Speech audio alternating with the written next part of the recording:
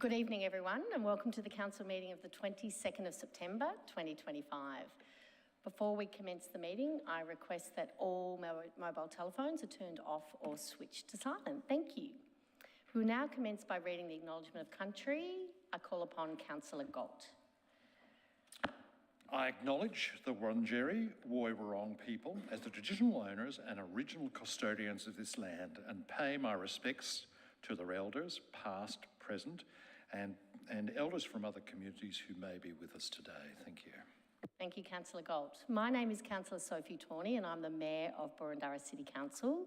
I'll start by introducing my fellow councillors. Seated to my left at the horseshoe table, we have Councillor Lisa Hollingsworth, Councillor Shimura Bookie, Councillor Wes Galt, Councillor Michael Nolan, Councillor Felicity Simfield, and to the right we have Councillor Victor Franco, our Deputy Mayor, Councillor Rob Baillieu, Councillor John Friend Pereira, and Councillor Chris Pattis. I also acknowledge in attendance this evening our Acting Chief Executive Officer, Mr Daniel Freer, and our Manager of Governance and Legal, Mr Brian Wee. I would also like to acknowledge Evie Flynn, who is in the council tonight, who is our work experience student. Evie, do you want to give a wave? There are other officers in attendance tonight and they will be introduced as required. Please note the council meeting is being live streamed on the council YouTube page, so you can watch proceedings of the meeting, councillor deliberations and voting. The meeting will also be recorded and made available on the council website just after the meeting. I will now move to apologies. Mr Wee, are there any apologies for this evening? Through you, Madam Mayor, Councillor Osborne Smith is an apology this evening. Thank you, Mr Wee. We'll now move to item 2, the adoption and confirmation of the minutes. Councillors, can I please have a motion to adopt and confirm the minutes? Councillor Bookie. Thank you. Happy to adopt the minutes. Do I have a seconder? Councillor Baillieu. So seconded. Councillors, is anyone opposed? I'll now put the motion. All those in favour? I declare the motion carried. We will now move to item 3, declaration of conflict of interest of any councillor or council officer. Councillors and council officers, are there any conflicts of interest that you wish to foreshadow for the matters on the agenda tonight? No conflicts, so we'll now move to item 4, deputations, presentations, petitions and public submissions. Mr Wee, are there any petitions? Through you, Madam Mayor, there are 2 petitions on the agenda, one in relation to a 24-hour cat curfew and one in relation to traffic safety on Russell Street, Camberwell. Thank you, Mr Wee. Councillor Bookie, I understand you would like to present 2 additional petitions at tonight's meeting. Can you please state petitions, call to action and the number of signatories? Thank you. Both petitions seek a municipality-wide Bluestone heritage study of our Bluestone curbs, channels and laneways to identify those in need of protection. Thank you, Councillor Bookie. And I'd like to acknowledge the lead petitioner of the petition, George Demetrius, is in the chamber. Thank you for coming. Councillors, is anyone prepared to move a motion in relation to the petitions appearing on screen and tabled? Councillor Nolan. Happy to move that the officer's recommendation be accepted to receive those 4 petitions.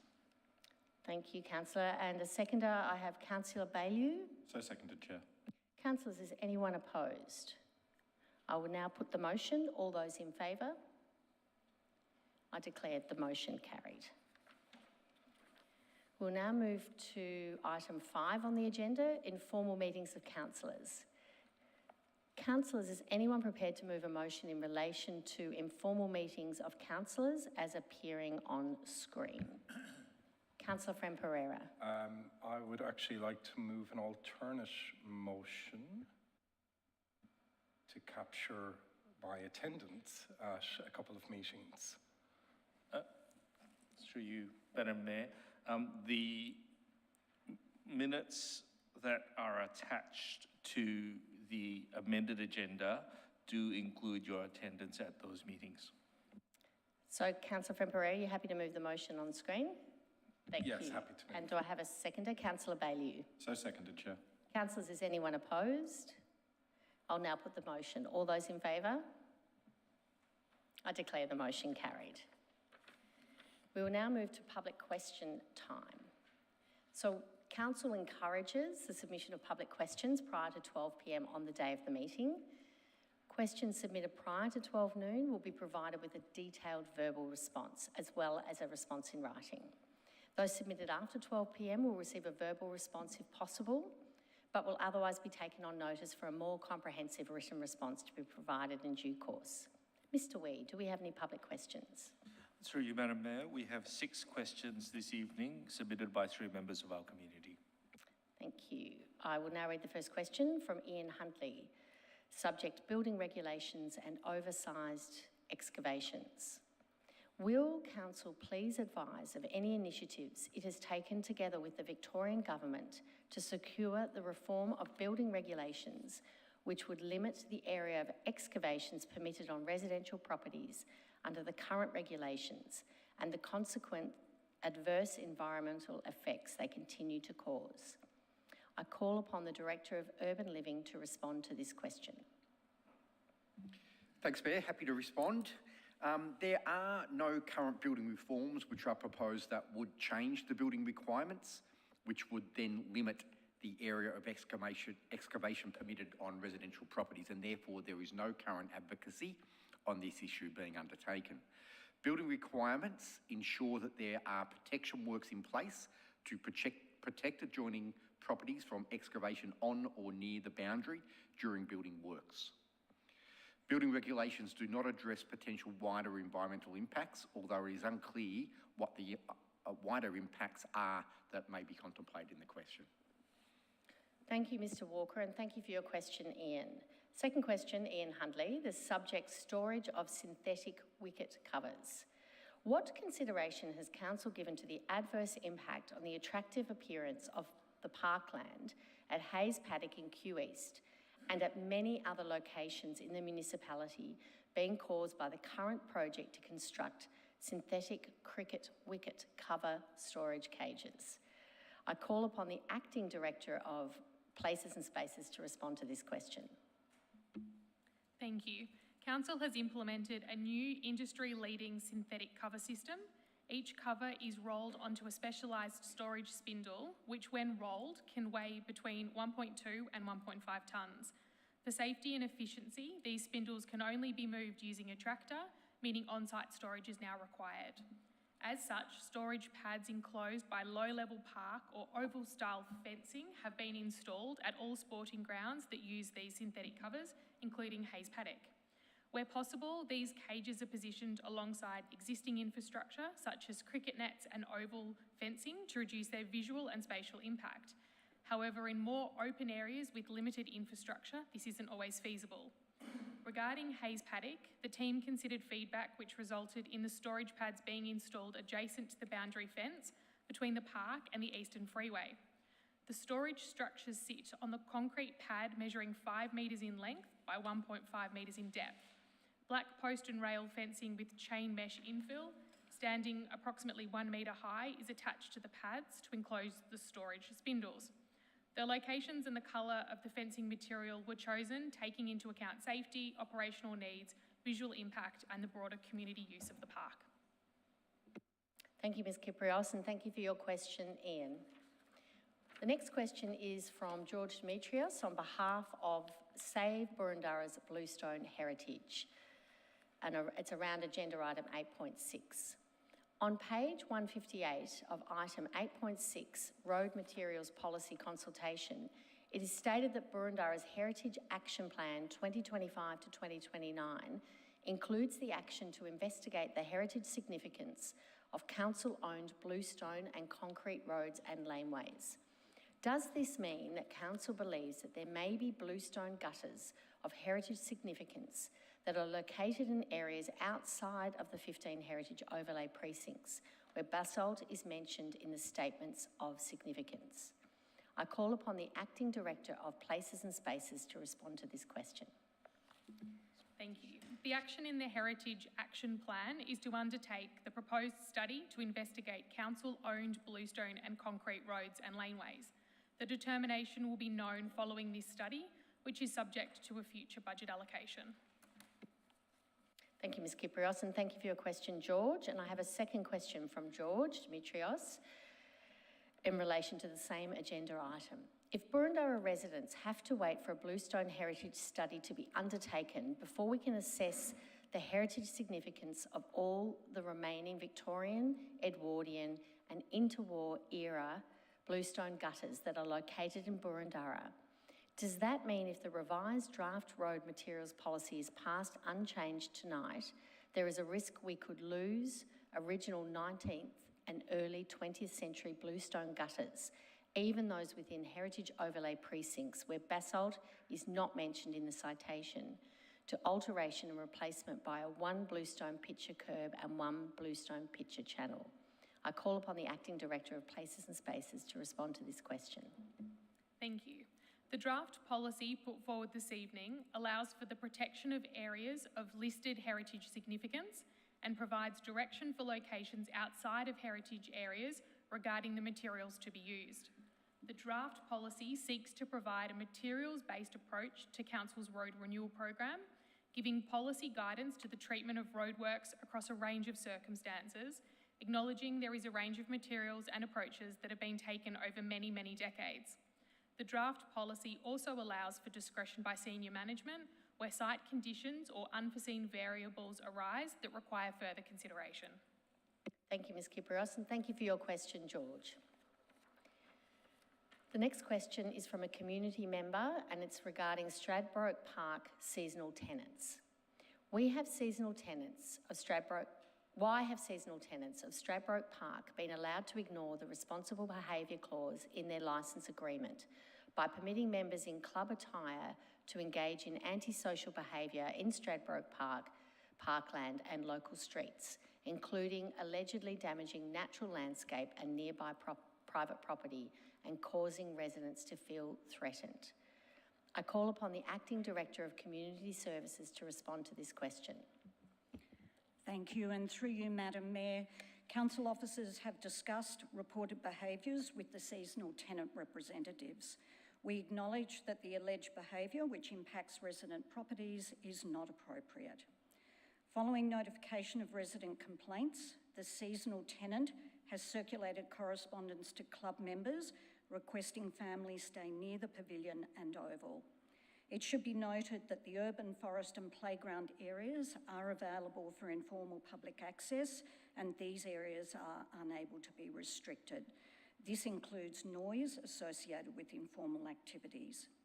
Council officers are continuing to work with the seasonal tenant to implement strategies to ensure the alleged behaviour described does not occur in future. Thank you. Thank you, Ms Brown. And we have a second question from a community member on Stradbroke Park seasonal tenants. This antisocial behaviour demonstrated by seasonal tenants at Stradbroke Park has previously been reported to Council. What sanctions and conditions beyond a formal warning will be imposed on the tenants? I call upon the Acting Director of Community Services to respond to this question.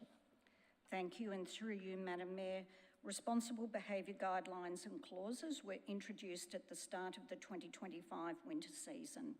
In line with the Organised Sports Seasonal Allocation Policy 2024, willful or repeated breaches may, at the discretion of Council, result in the use of the facility being withdrawn or restrictions placed on the seasonal tenant use. Should any future incidents be substantiated, consideration will be given at the time as to what course of action will be undertaken, including potential restrictions on usage as outlined above. Additionally, Council officers are facilitating a proactive meeting with Stradbroke Park summer season tenants prior to the season commencement to reiterate responsible behaviours. Thank you. Thank you, Ms Brown, and thank you for the question. We'll now move on to item 7, notices of motion. Mr Wee, do we have any notices of motion? Through you, there are no notices of motion this evening. Thank you. We'll now move on to item 8, presentation of officers' report. Item 8.1, planning scheme anomalies on council-owned land outcomes of exhibition and adoption. This item will be introduced by Charles Windier, Manager of City Futures.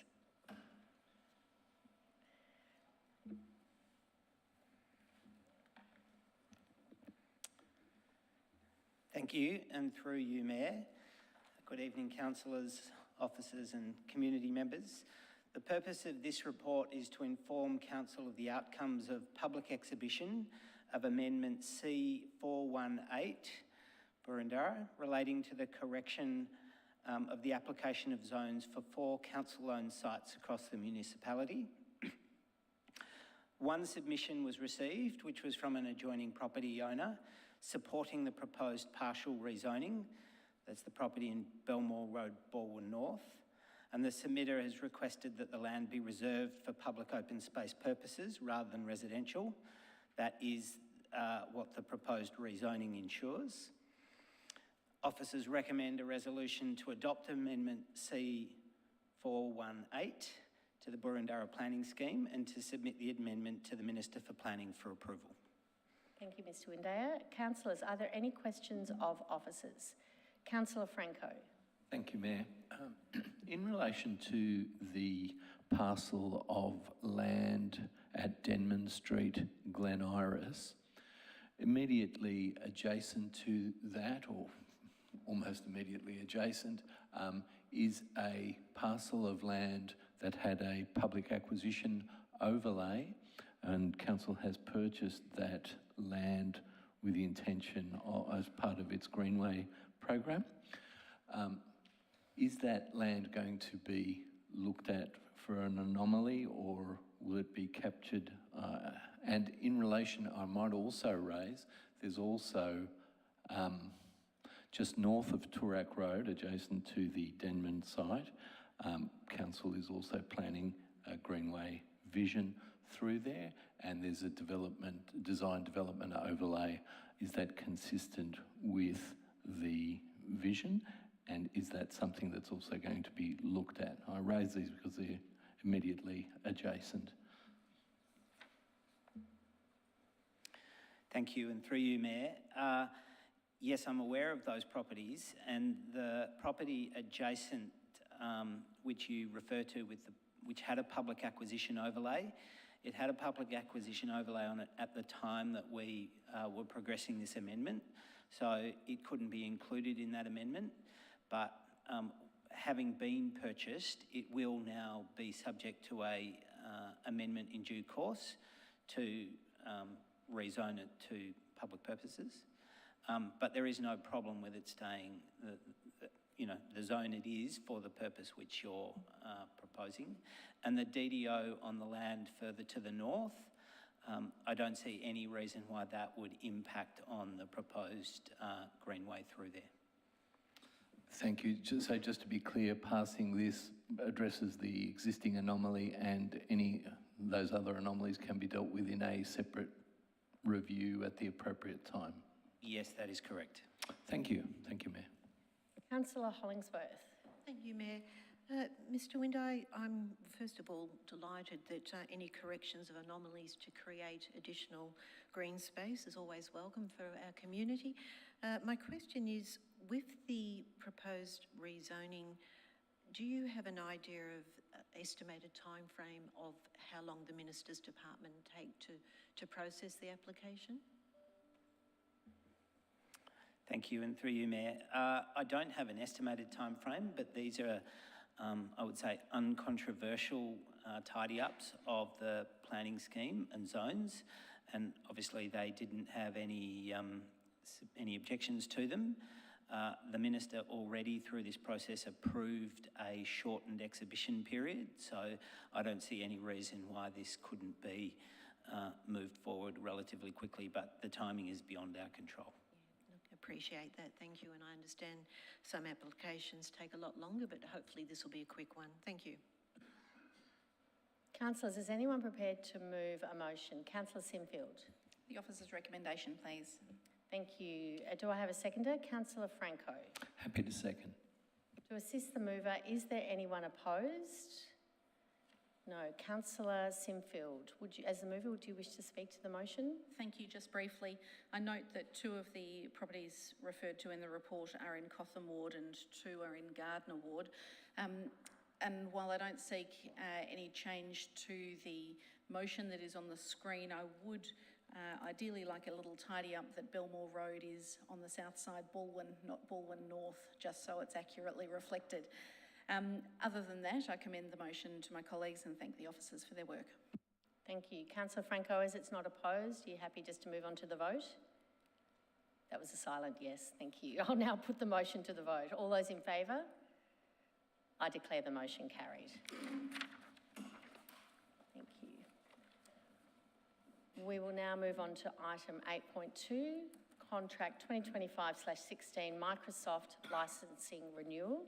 This item will be introduced by David English, Chief Transformation and Technology Officer. Thank you.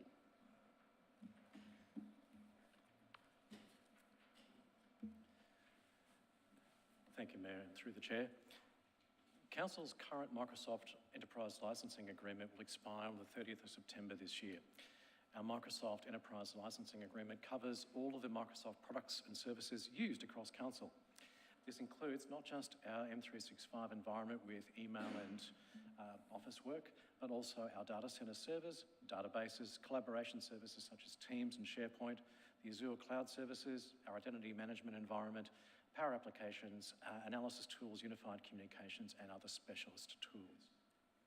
As Microsoft do not supply these licenses directly, they must be procured via a third-party reseller. The procurement process involved a request for quote issued to vendors via the Municipal Association of Victoria panel contract, Microsoft Arrangement NPN 2.717-3. The RFQ requirements did not allow vendors to offer licenses outside of those requested, and due to the competitive nature of the RFQ being solely decided on price, the vendors on the panel contract provided quotes that were closely matched. Of the responses received, Crayon Australia Proprietary Limited provided the best pricing option, and management recommends that the Council enter into a contract with Crayon Australia for the provision of Microsoft licenses for a period of up to 3 years. A series of questions has been asked and answered via the Council's Q&A process, and happy to take any questions that may arise via the Chair. Thank you, Mr English. Councillors, are there any questions of officers? Councillor Pattis. Thank you, Mayor. Through you, I'd like to foreshadow that I'd like to move a motion, but I have a question of officers. I'm always a little bit careful when only 2 vendors have replied to a tender or have responded to a tender which is of a product or a system that's very well known. Can the officers reassure us that the fact that there were only 2 vendors, but that the vendor that was chosen has experience in this area, but also a very competitive price? It's a bit of a rhetorical question, but... Thank you for the question, and through the Chair, I'd like to reassure Councillor Pattis that of the vendors on the panel, there were 3 vendors on the panel, all 3 did respond. However, one of the vendors responded after the due deadline and was not counted. However, for the purposes of value for money evaluation, we did evaluate that response. It was the most expensive of the 3. They were very closely matched. The difference between the one that won and the one that came second was very, very tiny. It's a very competitive market. My understanding is that the markup is about 1% of the licence value. It's a very, very tight arrangement. Any further questions? I'll come back to you in a minute. Councillor Hollingsworth. Thank you, Mayor. Mr English, just a very brief question. In the officer's recommendation, it states in item 1 the estimated total contract. Estimated is that it looks like a fairly accurate amount down to the 41 cents. So that is the fixed amount for 3 years, is that correct? Or is there some flexibility with it? Thank you, and through the Chair. The way the contract works is that we received a quote for services. Included in that quote is the Azure cloud service, which is a consumption-based service rather than an individually licensed service. And so we've included an amount in that that covers us for any additional services based on what we've been using over the last 2 years to make sure that we have enough money in the budget to cover us rather than having to come back for council should we go over. Thank you. I knew you'd have the answer. Thank you. Thank you, Councillor Hollingsworth. So I'll come back to you, Councillor Pattis. I understand you have a motion. Thank you, Madam Mayor. I'd like to move the officer's recommendation. Thank you. Do I have a seconder? Councillor Ibuki. Happy to second. To assist the mover, is anyone opposed? No. Councillor Pattis, as the mover, do you wish to speak to the motion? No, thank you. Thank you. I'll now put the motion to the vote. All those in favour? I declare the motion carried. We'll now move to item 8.3, contract 2025/37, property rates and permits system implementation award of contract. This item will be introduced by Nigel Morris, Director of Customer and Transformation. Thank you, Mayor. Through the Chair, this report seeks council endorsement for the contract for property rating and permit system implementation to replace our existing legacy system that was developed over 25 years ago, what I sometimes refer to as last century. The property rates and permit system follows the successful Transforming Burundara Foundation projects and more recently the major system upgrades with Oracle Finance going live on the 1st of July 2025 and the Oracle Customer Relationship Management going live in just 3 weeks' time.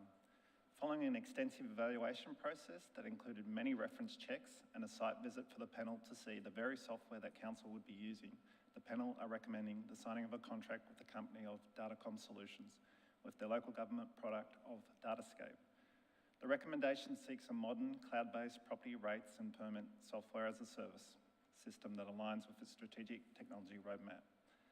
The recommendation seeks support for ensuring process optimisation, leveraging AI capabilities and responsive to any changes in the legislative environment, and will continue our journey to putting the customer at the centre of everything we do.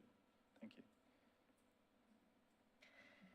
Thank you, Mr Morris. Councillors, are there any questions of officers? Councillor Pattis. Thank you, Madam Mayor.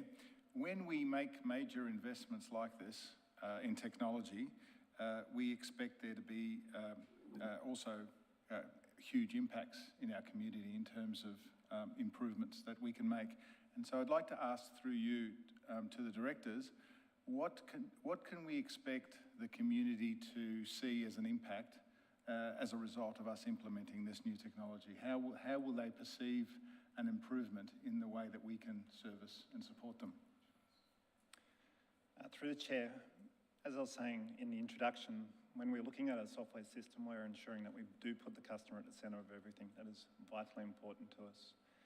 One of the major things we'll be doing is providing the modern software to enable our team to be more efficient, to make sure that we can get back to the customers in a quicker turnaround. It also builds upon new online capabilities so that the customer can then start dealing with council in their own time.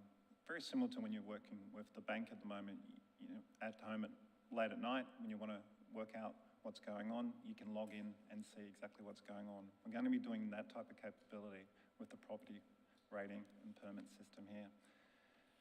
This will include providing self-service to apply for permits and make payments 24/7, ability to view the status of their permits, applications or requests, and an ability to communicate and provide additional information on their applications, again, allowing more online capability. It'll also provide an ability to enable different organisations to add value to their applications, using examples of you can have the architects log in and provide additional information for it.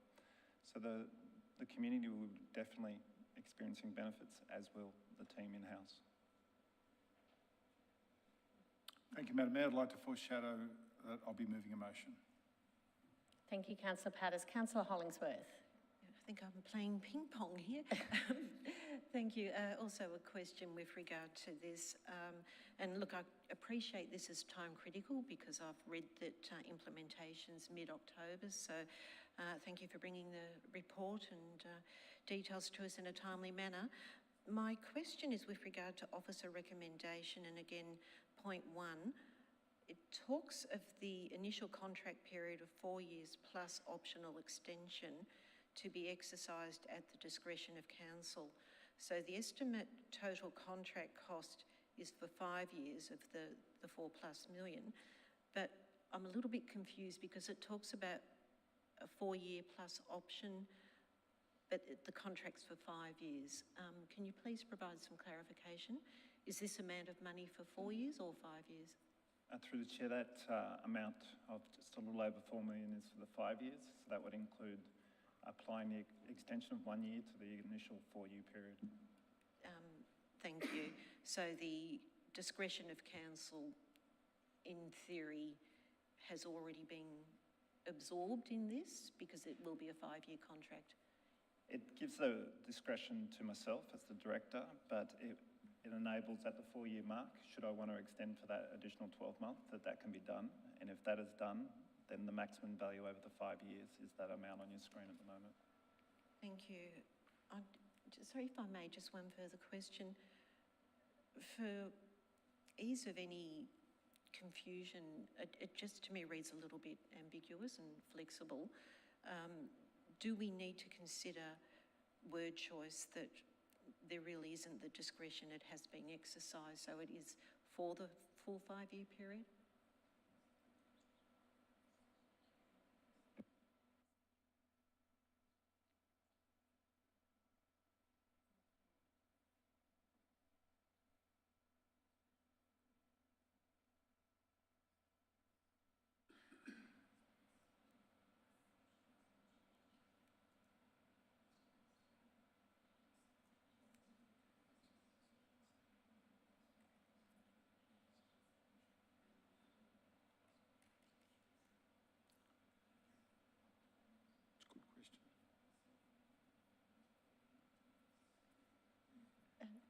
And if I may, as Councillor Pattis has indicated, as considering moving a motion, I would like to leave that up to the discretion of the mover. Councillor Pattis, if it's okay with you, we might just do a tiny bit of wordsmithing here and put it back up on the screen and see if you're happy with that. Yeah, if I may, I think the intent of Councillor Hollingworth's question was that by making a decision on a 5-year period, are we in fact allowing the discretion, or are we implying to the vendor that this is going to be a 5-year period? I think that's where Councillor Hollingsworth was going. Depending upon how the officers respond to that, I'm happy to change this to go back to the 4-year period, the cost over the 4-year period, if there's any sort of legal implication. Through you, Mayor, the recommendation is for an initial 4-year contract term with an additional single year to be allowed at the discretion of council. Separate to that, the budget amount is the delegation for the full 5-year contract term. So you're happy with that change on the screen? We've just clarified period of 1 year. Yes. Yep. As long as we're not signalling to the vendor. Yep. Either way. Happy to give me a motion? And Madam Mayor, I'm happy to move the officer's recommendation as is on the screen. Councillor Hollingsworth? Very happy to second, thank you. Thank you. To assist the mover, is anyone opposed? No. Councillor Pattis, as the mover of the motion, would you like to speak to it? Just briefly, Madam Mayor, if I may. This year, Council is going to implement 3 very important systems.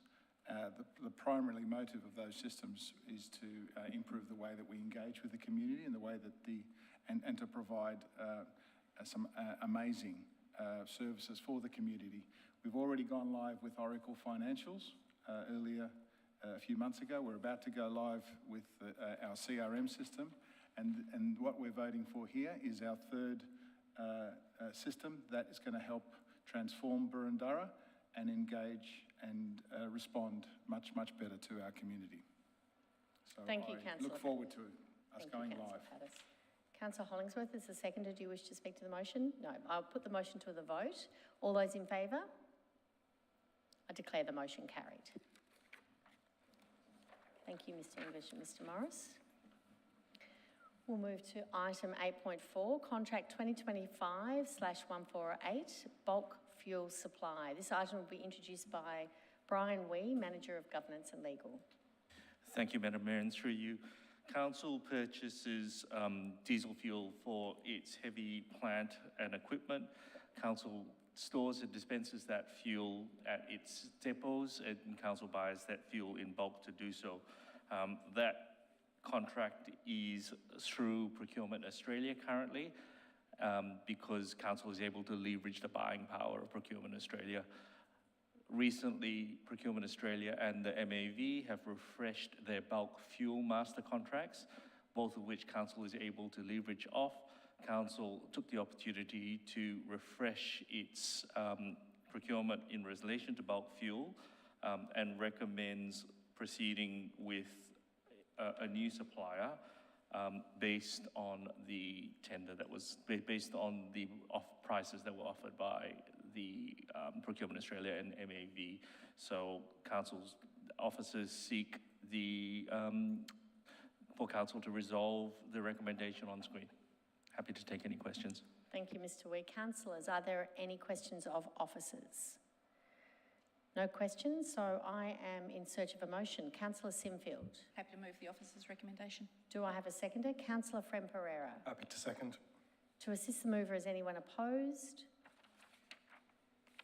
As the mover of the motion, Councillor Sinfield, would you like to speak to it? Just briefly, I'd like to commend the officers for their due diligence on this matter and commend the motion to my colleagues. Thank you. Thank you. Councillor Friend Pereira is the seconder. Do you wish to speak to the motion? No, thank you. I'll now put the motion to the vote. All those in favour? I declare the motion carried. Thank you, Mr. Wee. We will now move to item 8.5, the draft Camberwell Civic Park Master Plan. This item will be introduced by David Shepherd, Manager of Environmental Sustainability and Open Spaces. Thank you, and through you, Mayor. Tonight we are presenting the draft Camberwell Civic Park Master Plan for consideration to release it for public consultation. The development of this plan was sought by Council at its meeting on 2 December 2024. The master plan has been prepared this year by gathering a range of background material and consultation with other landholders in the area. We've developed a 3-stage master plan, with stage 1 intended to be delivered over the next 10 years, ensuring the area meets community needs while enhancing safety, accessibility and open space. It also considers the possible future of Reserve Road if it were to be closed on a permanent basis. The master plan will be available for consideration by the community for a period of 6 weeks, commencing on 7 October. Feedback will be considered and then an updated master plan presented to Council for possible adoption. The officer recommendation is on the screen and I commend that to you.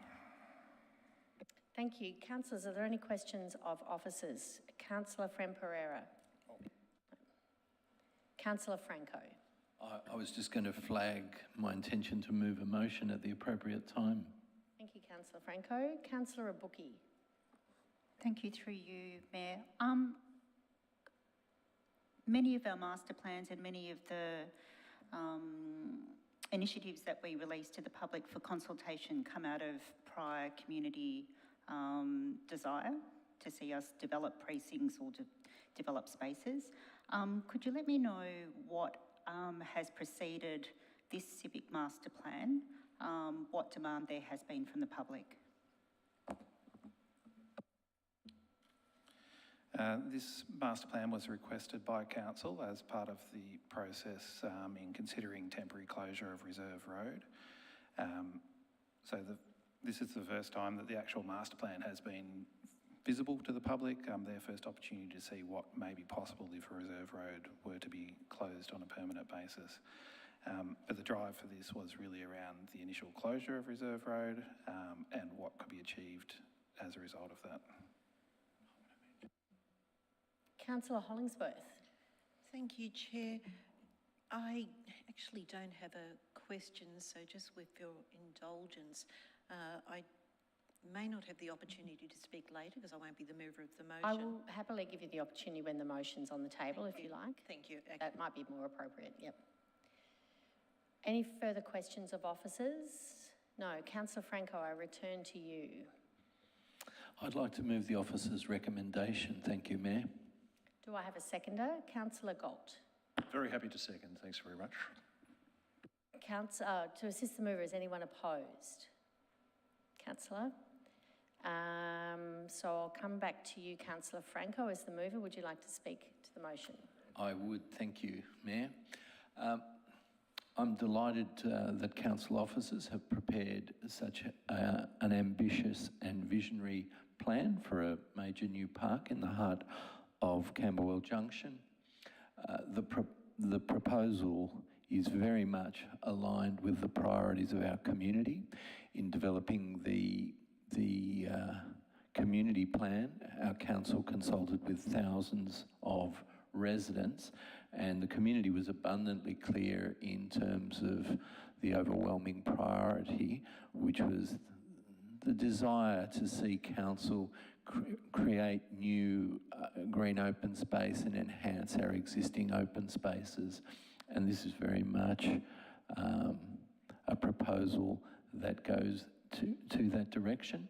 And this is particularly important in areas where we're also experiencing significant population growth. Camberwell Junction is one of the Victorian Government's activity centres. We will see thousands and thousands of residents living in this area in high rise, and it's absolutely critical that council takes steps towards seeking to address the open space needs in the area. It's particularly challenging to create new parks and beautified open spaces in established urban areas. So I'm pleased to see that council officers have been creative in their thinking, looking at how to repurpose comparatively underutilised parcels of land and connect existing and isolated parcels of open space into a much greater whole. As I say, the vision is extremely ambitious. It goes well beyond Reserve Road, and I very much look forward to the feedback if this motion is passed, and I very much commend it, but I very much look forward to the feedback that we will receive from the community. It's something that we really need to take on board, and I can already see that the preliminary feedback that we've received from the wider community has been taken into account by officers in developing the proposal before us, and how it seeks to already balance the parking needs and open space needs and the various other measures that have been raised with us. So, as I say, it's also very historically relevant.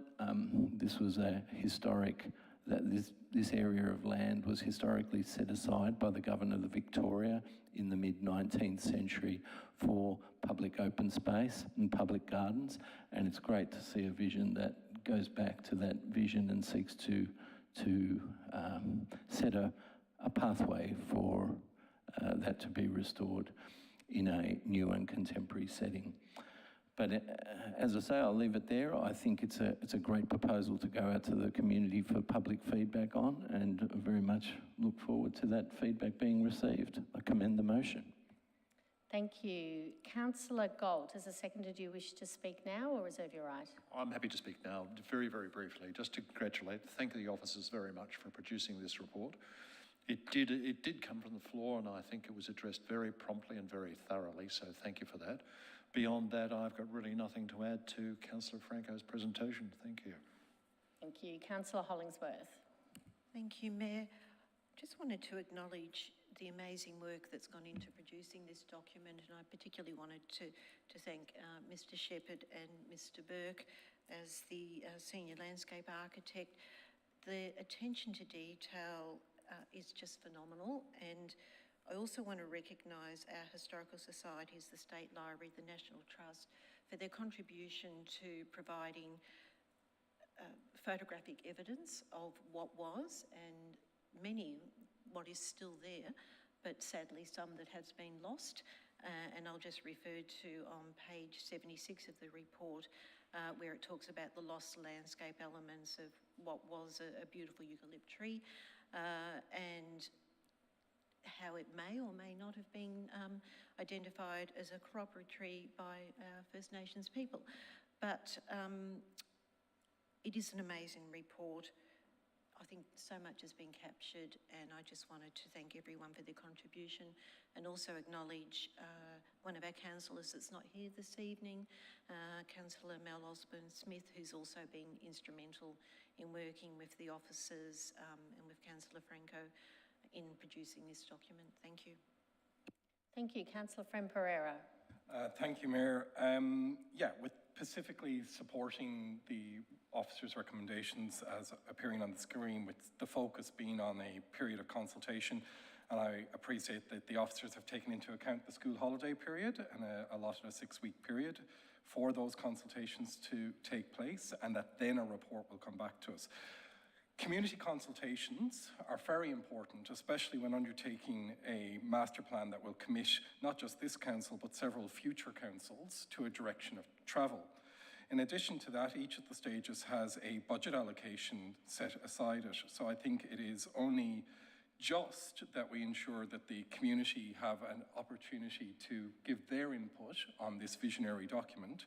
And I'm happy to see that we are going ahead with a full community consultation and look forward to getting that community report back. Thank you. Councillor Sinfield. Thank you. I'm not opposed to the community consultation, but I'm opposed to spending so much money on a master plan that the community hasn't asked for. And I'm opposed to weaponising a master plan to close Reserve Road. I'm supportive, as I say, of the matter going to community consultation. I thoroughly disagree that it's an underutilised parcel of land. It's used by the community in so many different ways. And I can't wait to see what the community beyond Camberwell Primary reveals. I hope that this is truly and genuinely listened to. I would ask that officers attempt to manage the community's expectations through our comms on this matter though, because only endorsed initiatives will then be considered over the future 10 budgets. Thank you. Councillors, no further questions. Councillor Franco, I return to you as the mover of the motion for a right of reply. I'll touch on the Reserve Road issue that my colleague has mentioned. Reserve Road in Camberwell has been closed since January to address the safety concerns for children at the adjacent Camberwell Primary School. And while that's one component of the area that's embedded within the area of the master plan, it's not the sole area. And council officers have done a very diligent job at exploring the opportunities. This council has made amendments to the nature of the closure to take into account concerns by some members of the public, but while still putting primarily the safety of children first. And I think it's important to understand the number of studies we've undertaken as a council in relation to parking, traffic management, etc., and the important issues that need to be balanced there. But as I say, this is just one component of the area within the master plan, and it'd be great to get the community's feedback. Thank you. Okay, I'll now put the motion to the vote. All those in favour? I declare the motion carried. Thank you.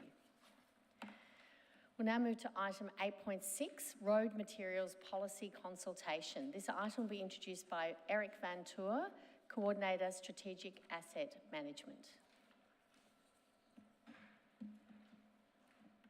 No? It's going to be introduced by Anthea Kyprios, Acting Director of Places and Spaces. Thank you, and through you, Mayor. This road materials policy sets out the guidelines and principles for selecting and using materials in the reinstatement, replacement and construction of Council's road assets. The proposed policy will replace two existing documents, the Bluestone policy adopted in 2010 and the Unmade Lanes policy adopted in 2013. By consolidating these into a single framework, the new policy aims to provide consistency in the decision-making, support the protection of heritage elements and promote environmentally sustainable outcomes in the management of our road network. The draft policy has undergone community consultation during March and April and this revised policy has taken on board the feedback received. The updates to the policy that have been made are to provide clarity around the use of spoon drains, which will be retained where they're of heritage significance and when the street configurations permit them, and also allows for senior management discretion where site conditions or unforeseen variables arise that require further consideration. Officers are recommending that Council adopt the Road Materials Policy 2025 as before you this evening, and thank the community for their input and feedback throughout its development. Thank you. Thank you, councillors. Are there any questions of officers? Councillor Abuki. Thank you, and through you, Mayor. Thank you for the report, and it's very pleasing to see that there have been amendments to the policy made based on community feedback. I have two questions. One is where you have mentioned, and it's also referred to in the report, that there may be discretion by senior management regarding retaining bluestone curbed roads. What would be a trigger that would then action a consideration by senior management? Thank you, and through you, Madam Mayor. A trigger and a consideration for that discretion may be where there are a series of roads side by side, and there may be one with an odd treatment compared to others. So there might be a series of roads with bluestone curb and channel, and then one with a concrete curb and channel that may have been retrofitted in the period from its original installation. A second example may be where a road is primarily used as part of a principal on-road bicycle network as well, and there may be a larger section of bluestone channel, and to avoid risk and injury for cyclists, that consideration would be given to an amendment there. So could I apply that question in the context where we have not completed a review of all curbs for heritage consideration? Are we able to then have some type of discretion based on the street for historical purposes? Through Madam Mayor, yes, that's correct. Thank you. And my other question is, on page 10, you have mentioned that we will retain spoon drains where we have adequate width in the streets, and where there is not adequate width or where there are safety concerns.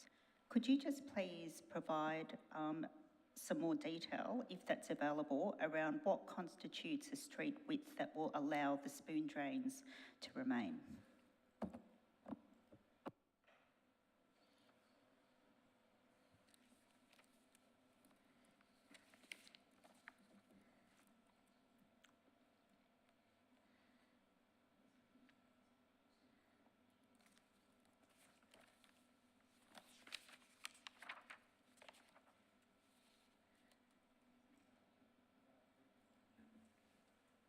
Through you, Madam Mayor.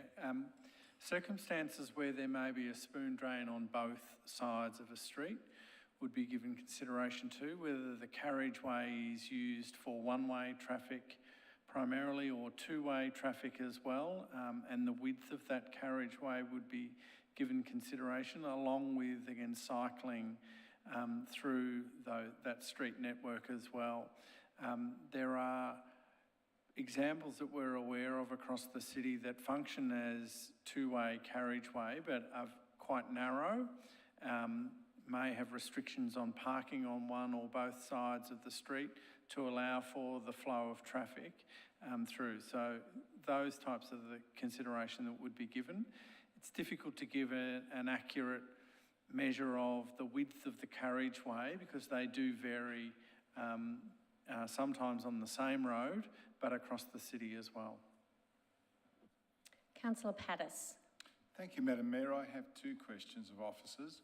I just want to confirm in section 5, under key considerations, heritage issues, we say, the officers say that the heritage action plan is currently being considered, and until the investigation is complete, the statements of significance related to heritage provide the best guidance.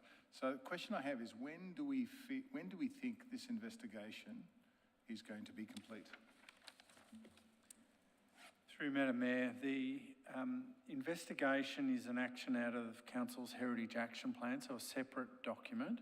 It's subject to a budget bid process. My understanding is that if an allocation was made, it's approximately an 18-month exercise to undertake that study and then return to Council. So my second question then is, this seems not to be the way we tend to do things. We are considering here a policy, and we're saying if this other action plan, which is under investigation, which is going to be completed in 18 months, if that identifies any areas of heritage, we're going to go back and we're going to we're going to use that in this policy. So my question is there a risk here if we adopt this policy today and then we have to wait 18 months for the Heritage Action Plan? Is there a risk that we may, in fact, impact on something that eventually becomes heritage, or we damage something that is heritage? That's my concern, and why not delay this? Sorry, that's a second question. And why not delay this until we have the heritage study done? And through you, Madam Mayor, the intent of the policy in providing that discretion allows for consideration in the interim period. It does create, I guess, a broad risk in a sense that that the study is not complete in the interim. What officers consider as the appropriate way is to the recommendation of the treatments that are provided for in the policy as it is. Where there is existing heritage protection, that is respected and retained, and where there is consideration that needs to be given on a site-by-site basis, there is some guidance that is allowed to be, and discretion allowed under the policy. Madam Mayor, can I just qualify, I think, what I'm hearing? So is there a risk, because the reason we're doing the heritage study is to identify heritage-worthy assets. Is there a risk that if we don't wait for this study, that by adopting this policy, that we will damage heritage areas? So, I mean, I don't understand how you're going to prevent that if you don't have the information that something is potentially going to be heritage. And why wouldn't we wait, I suppose is what I'm asking. Why not wait 18 months? Why not do it the other way around, which would give us more certainty? Thank you again through you, Mayor. Perhaps if I can answer the second part of the question first. The risk at the moment is around our road renewal program and our compliance on the Road Management Act to ensure that we're replacing assets when they are due for replacement to prevent further deterioration of those and the risk associated with road users with assets that begin to fail. The secondary part to that is a more extensive cost to council if those assets deteriorate to a point and are not replaced. To the first part of your question, yes, there is a risk in that respect, but the discretion is provided there to make that assessment on a case-by-case rather than more broadly across the council in that interim period. And perhaps, Councillor Pattis, just to clarify, there is no process that has begun because it's subject to a budget bid. So we'd have to allocate, Mr. Frere, is it $200,000 to a budget bid to kick off that heritage study. Mr. Walker? Thanks, Mayor. Maybe if I can just clarify as well, the heritage strategy and the associated action plan in which this would be an action is yet to be formally considered by council. So council would need to consider that strategy and the action plan and make a decision around whether this is an action to be included, where that would fit, and then there's a subsequent budget bid. So that you've got a report that will be coming to address this issue in the broader sense of deciding, is this an appropriate and suitable action? And that will be brought forward shortly. Would you allow me one more question? Madam Mayor? Absolutely, Councillor Pattis, it's an important matter. Okay. So why couldn't we adopt this radio materials policy and just exclude the areas that currently have bluestone? And therefore not run any risk? Again, through you, Madam Mayor, the risk would remain in respect to roads and their renewal and the approach taken to the renewal of those assets as they will continue to deteriorate in the interim period. What I should also add is the existing policy position is of a lesser protected position than what this policy is presenting as well. So the protections for those areas do not exist under the existing 2010 or 2013 policies. Thank you. Councillor Friend Pereira. Thank you, Mayor. Would it be possible to put page 172 of the 208 pages for tonight up on the screen? That would assist Give with... us a moment. And What was the page number again? page 172 Of the entire heritage, of the entire package. Yeah. Or page 9 of the policy. Do you know what It's headed Bluestone Curb and Channel. page 9 of the policy? It's going to take a little while. Wonderful. Perhaps I'll get started. In that text will hopefully appear shortly. What I would initially like is if officers could explain how we have evolved from the initial drafts. I believe this has been an ongoing piece of work since long before I was elected to council back in 2024, because I remember making submissions on it. So having that page up, if officers could just briefly step us through the options that are being put in the policy, and then I'll have a couple of clarifying questions which will hopefully help me land on a position and may inform our gallery. Okay, Councillor Friend Pereira, page 9. This one? That's the one.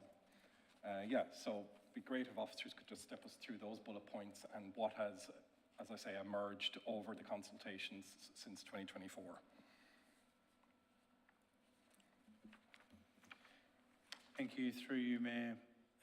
The first dot point is effectively addressing maintenance, which was in the original scope of the policy.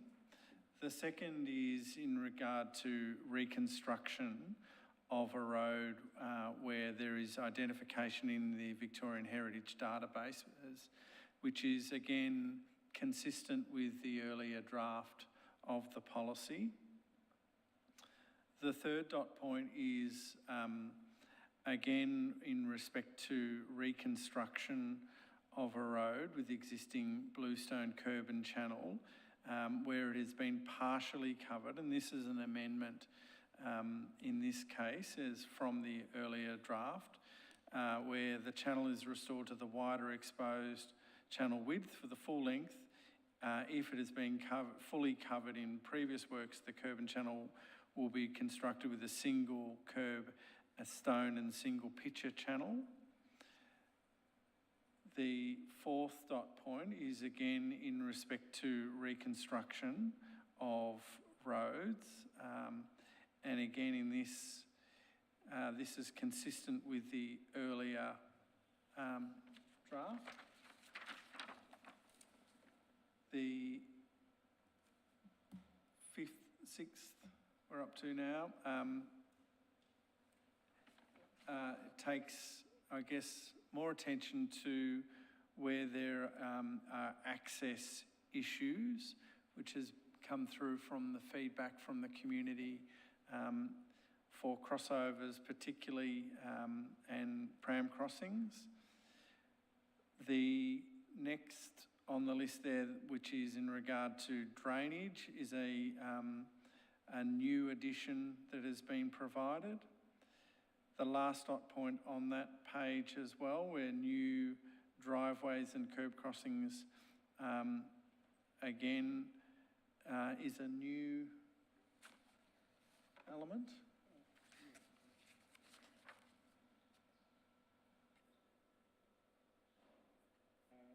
That was an addition, yeah, that was a change. another change.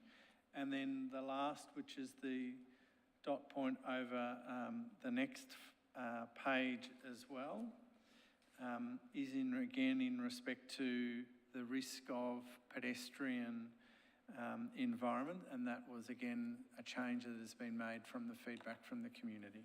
Wonderful, thank you. I have a couple of follow-up questions with your indulgence, Chair.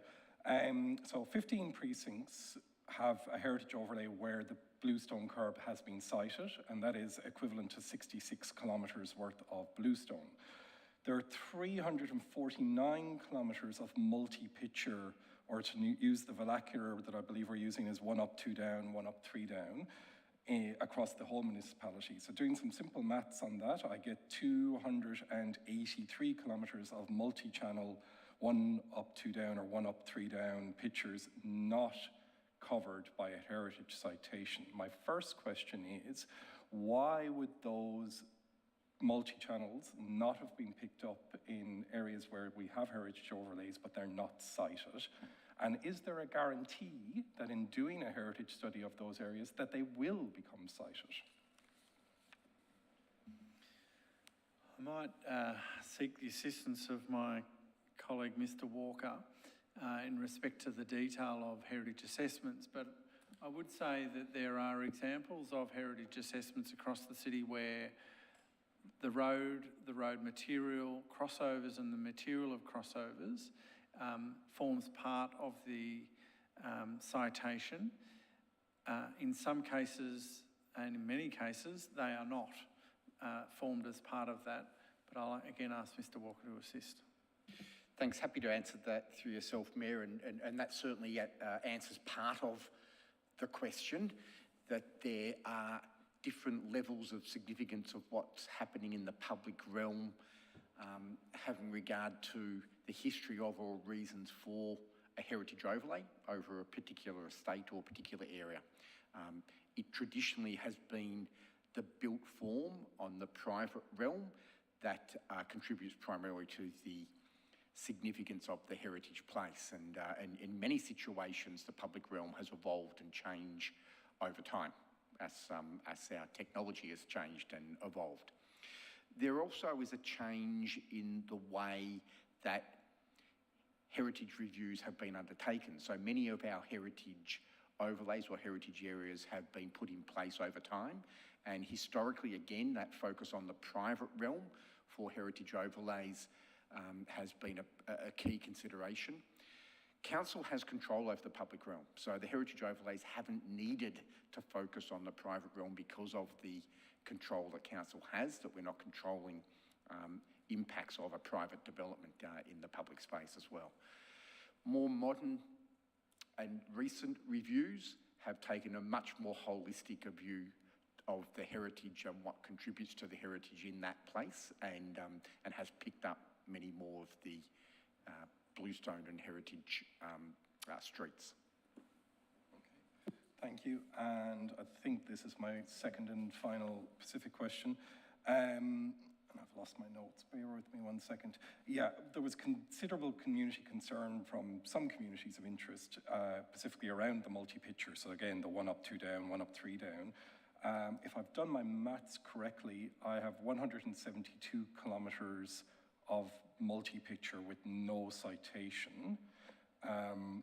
We do at the moment 8 kilometres per annum of road reconstruction, I believe it is.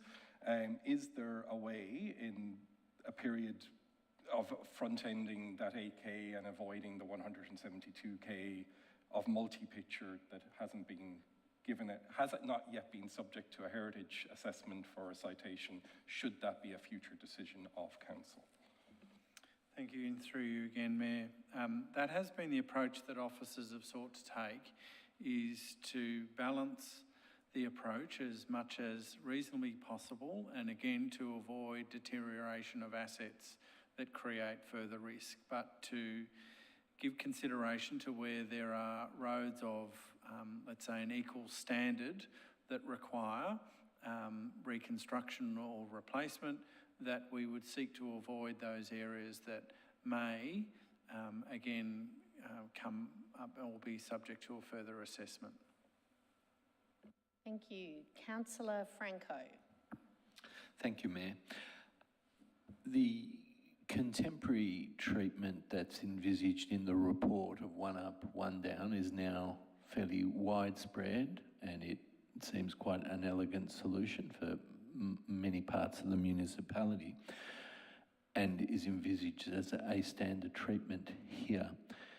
We do, however, in some locations, you can see streets that go from one up, one down, bluestone, into concrete curb and channel, and maybe turning a corner. So that mishmash, if you like, and sometimes there are recent treatments in recent years where we've ended up with conflicting treatments. How will that mishmash be addressed with the current policy, and can it be?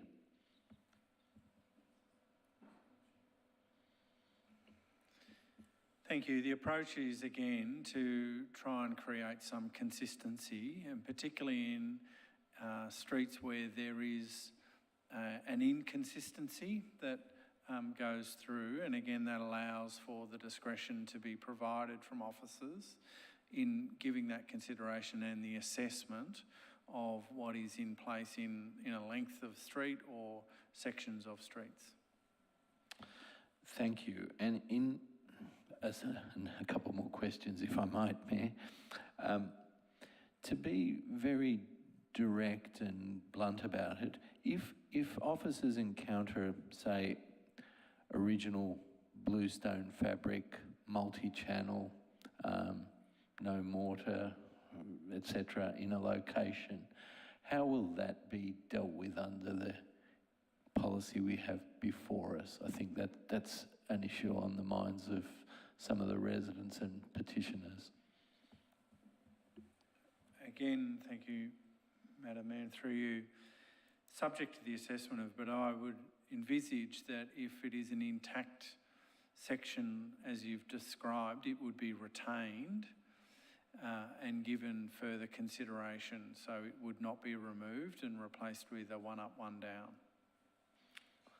Thanks. And in relation to the spoon drains, I know my colleague, Councillor Ibuki, raised this as well.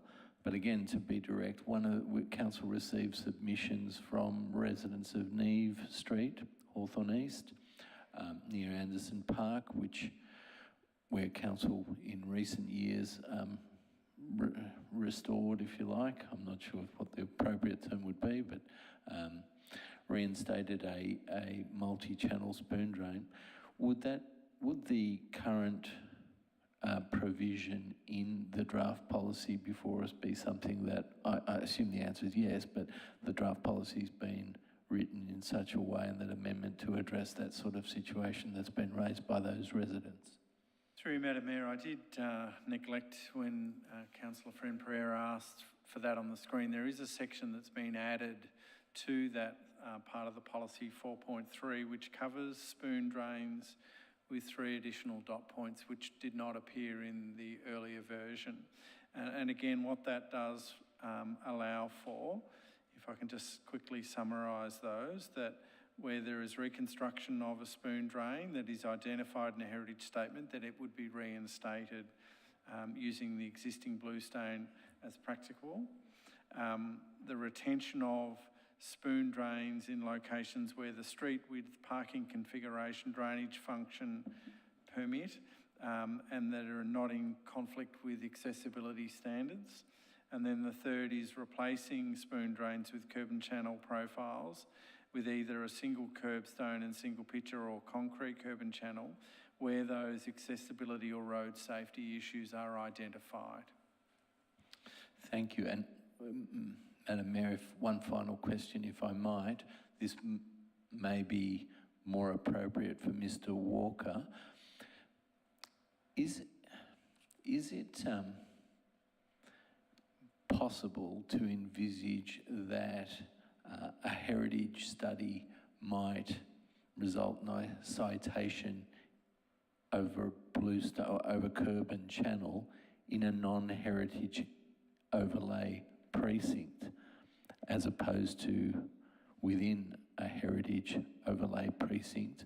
I mean, could the Bluestone itself potentially end up with a citation on it? I appreciate this preempts a study that we still haven't committed to, but just even some preliminary information on that would be helpful. Through you, Mayor, yes, it could. It is possible. Far less likely, but it is absolutely possible and could occur. Just because there's a recognition of the heritage or the history of Bluestone in the public realm, because it is in the control of council, it's not automatic that it should go into a citation into a heritage overlay per se. There might be other approaches, which is further amendments to the road materials policy and the approach to those heritage recognitions or historic recognitions of those places as well. So it's not an automatic, it doesn't automatically lead to citations and heritage overlays. Thank you. Councillor Hollingsworth. Thank you, Mayor. I've just noticed Councillor Frempierre has got his light on, and I just wondered, I thought it might have been a follow-up from his last question. I have a couple of questions, with your indulgence. So, Councillor Franco made a comment, and Mr. Free, you acknowledged that it would be captured. I'm just wondering what would need to go into the policy to capture in the hypothetical situation if there was an existing structure that already had the exposed one up, two down element. I think what I heard you say was that that would be retained if the two down were exposed. Is that correct?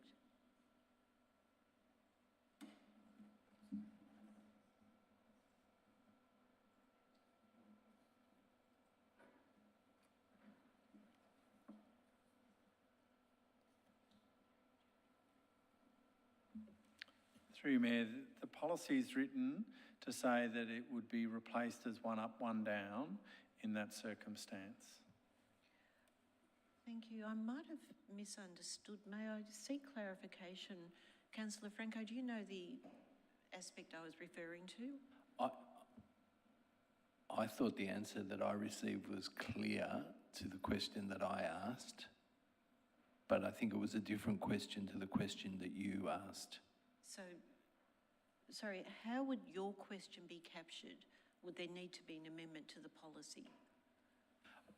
The question I asked was satisfactorily answered, and officers and the acting CEO, Mr. Freer, explained to me how, and the public, how the issue would be addressed within the current policy, and I was satisfied with that. Thank you. So, sorry, my follow-up question then is, with officer discretion, if there was a situation where there was a streetscape in a heritage precinct that was strongly supported by the residents, by the community, that they wanted to retain, if it did, for example, have two down exposed. So I'm not talking about a situation where 2 decades ago it might have been covered in asphalt, and so the treatment under this new policy would be to replace the asphalt, but just put the one up, one down. If there's a situation where there are 2 exposed and the community in that particular street felt very strongly that the heritage significance of the street was to be retained, how does the discretion work to allow that particular street, residents in that street, to have a voice? Through you, Mayor, so the existing policy would default to a one up, one down scenario. The case that Councillor Franco provided was that if there was what appeared to be an original treatment that had been provided in place without mortar, was quite obvious that it was from the turn of the century, that would be, the consideration would be around retaining that in that circumstance.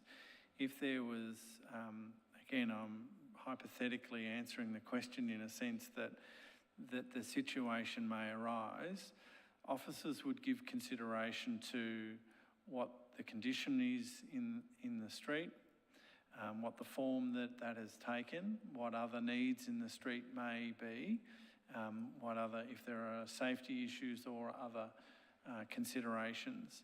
It's not council officers' intent through this policy to consult street by street on each treatment each time. The reality of doing that would slow our works program down quite significantly. However, where the assessment is made that it is required or there ought to be consideration and discussion with our planning team, that's where we would have further discussion. Thank you. And in that situation, the residents would be consulted? Is that what you're saying, or not necessarily? That may occur. Again, it's difficult to answer in a hypothetical. If one resident in a street of 100 properties has an issue with it, then unlikely that the full street would be consulted with on that basis. If everyone in the street had concerns, and sometimes they might be different concerns, we would certainly have that conversation. Thank you. And sorry, with your indulgence, my final question, and it's with regard to a situation that developed today.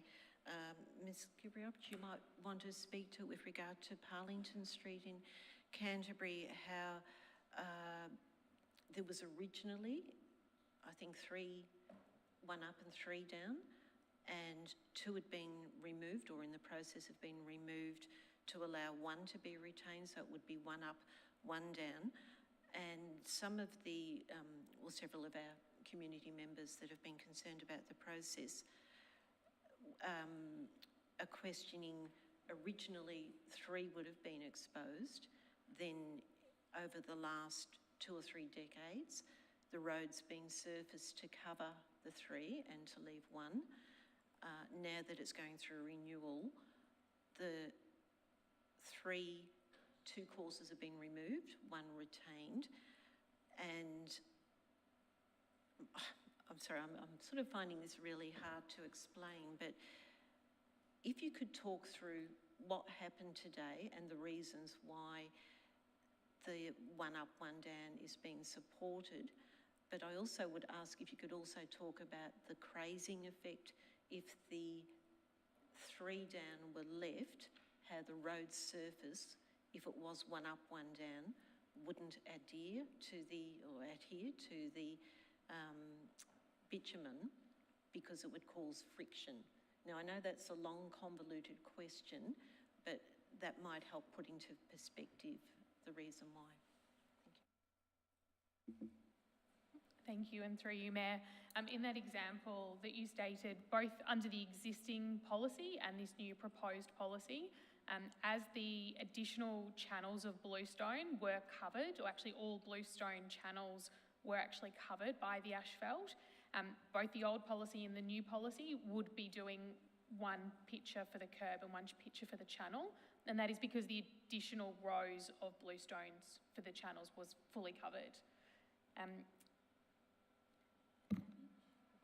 The damage, yes.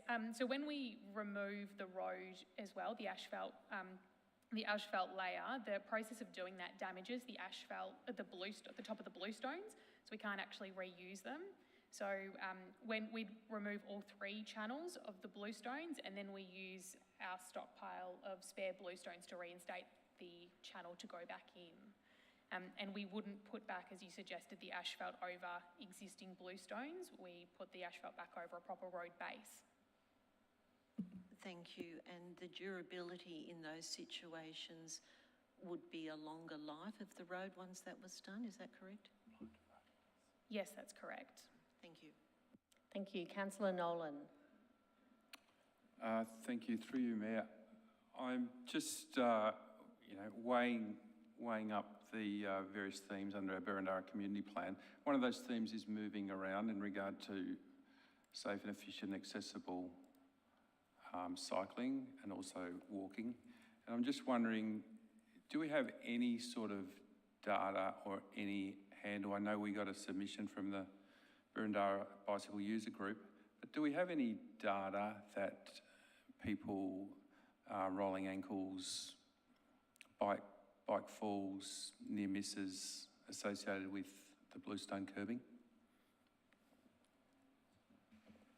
Through Madam Mayor, we don't collect or have data available, particularly where there might be incidents that people have in their local area and don't contact council about. So much of that will be anecdotal from that respect, that people may have incidents or experience issues and not tell council, where a person might seek to make a claim. Council and through our governance and legal team would give consideration to that, whether you collect data in respect to the surface type. I might ask Mr. Wee. Through you, Madam Mayor, we do collect data in respect of claims, and we would be able to examine that data to see if bluestone was a factor in those claims. However, we don't have that information to hand. We'd actually have to run an analysis over the existing claims through the period of time to find that data. Thank you. Councillors, I think we might have exhausted questions. I'm in search of a motion. Councillor Fran-Pereira. Yes, I wish to move a motion. Sorry, that before- being the officers' recommendations. Apologies, I thought my light was on for questions, but it appears as though it was extinguished. Have you still got a question? Councillor Sinfield? Okay, Councillor Fran-Pereira, I'll come back to you for the motion. Foreshadow. Councillor Sinfield. Thank you. Through you to officers, in relation to the spoon drains, there are 3 bullet points in that section of the policy, and I'm wondering if officers might be able to explain whether they are structured in that way because it is a hierarchy, or if they are individual components that will be considered. Could the 3rd bullet point trump the 1st bullet point, if you know what I mean? Yes, I do. Thank you, through you, Madam Mayor. They are written in somewhat of a hierarchy to assist the flow of consideration. Thank you. Councillor Fran-Pereira.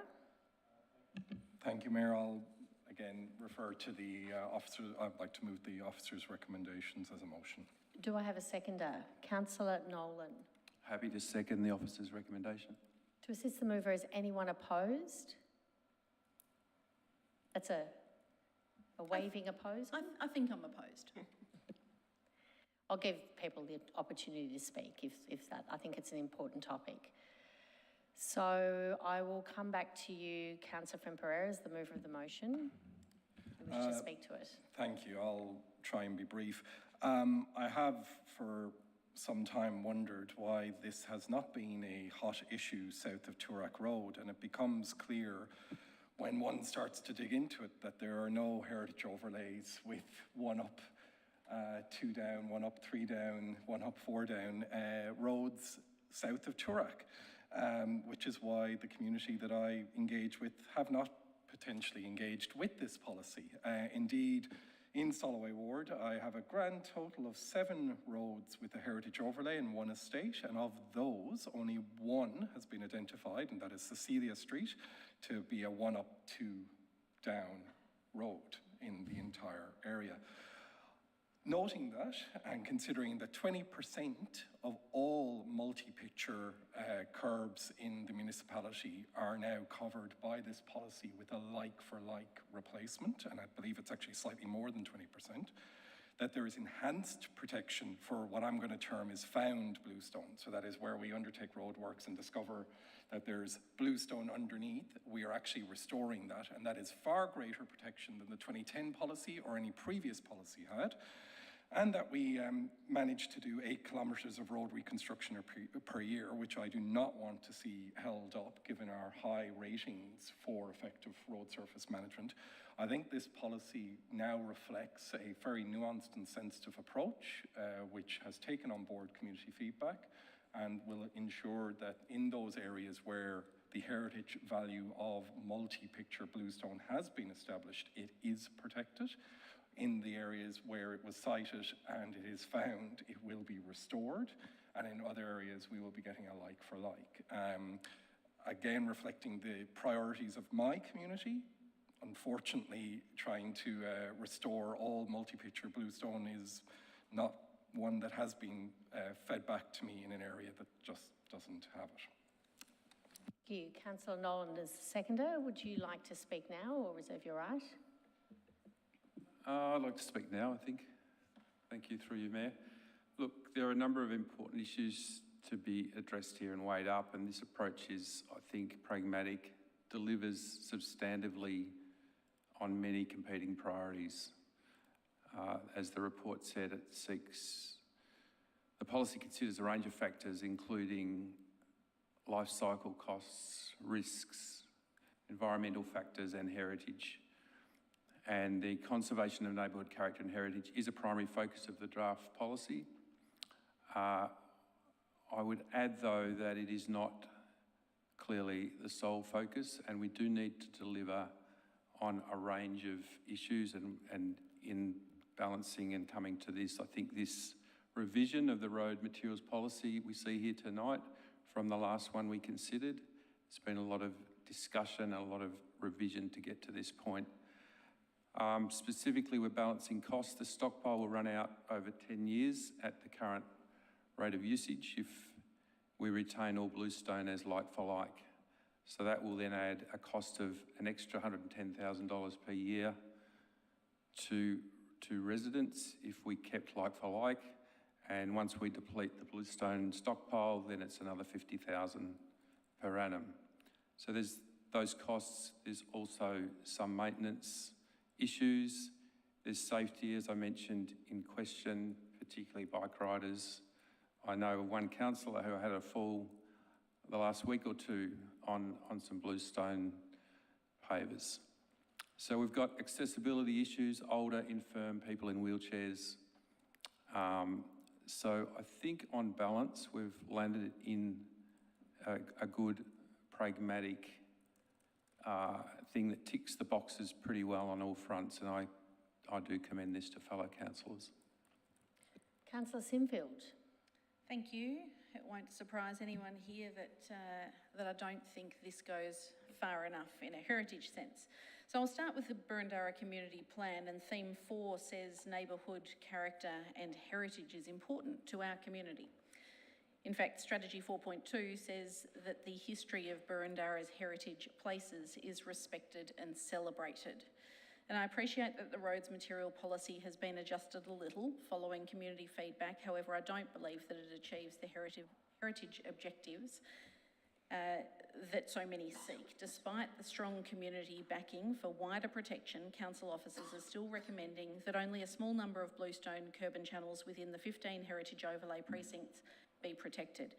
The majority of our surviving original Victorian and Edwardian and interwar era bluestone curb and channels are located outside of the nominated 15 heritage overlay areas.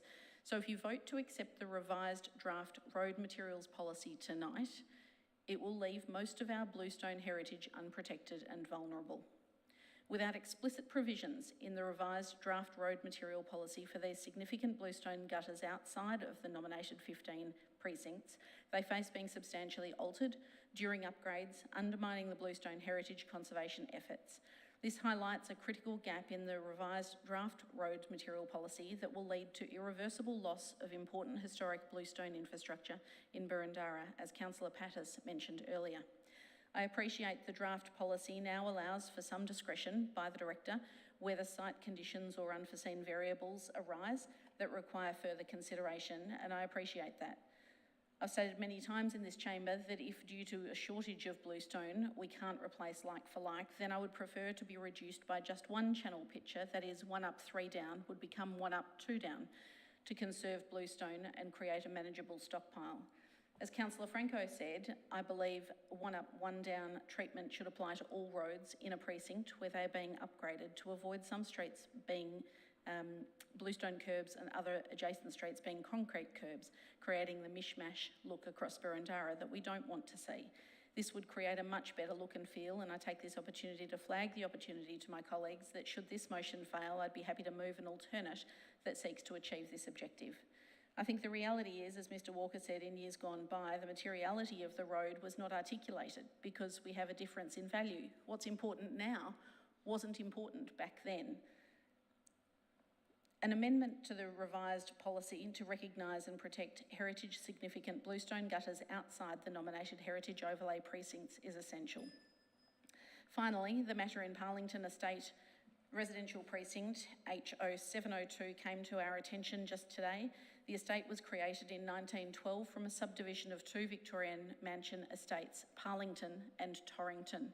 And while I was advised today that it will be reduced from 1 up 3 down to 1 up 1 down, I would like to see the Director review this matter and consider if their discretion is appropriate to be exercised in this circumstance. Thank you. Councillor Franco. Thank you. I'll be supporting the motion. I think it's incumbent on this council to make a decision. This is a topic that the previous council failed to make a decision on and delayed and deferred, and we've gotten to the point where we are.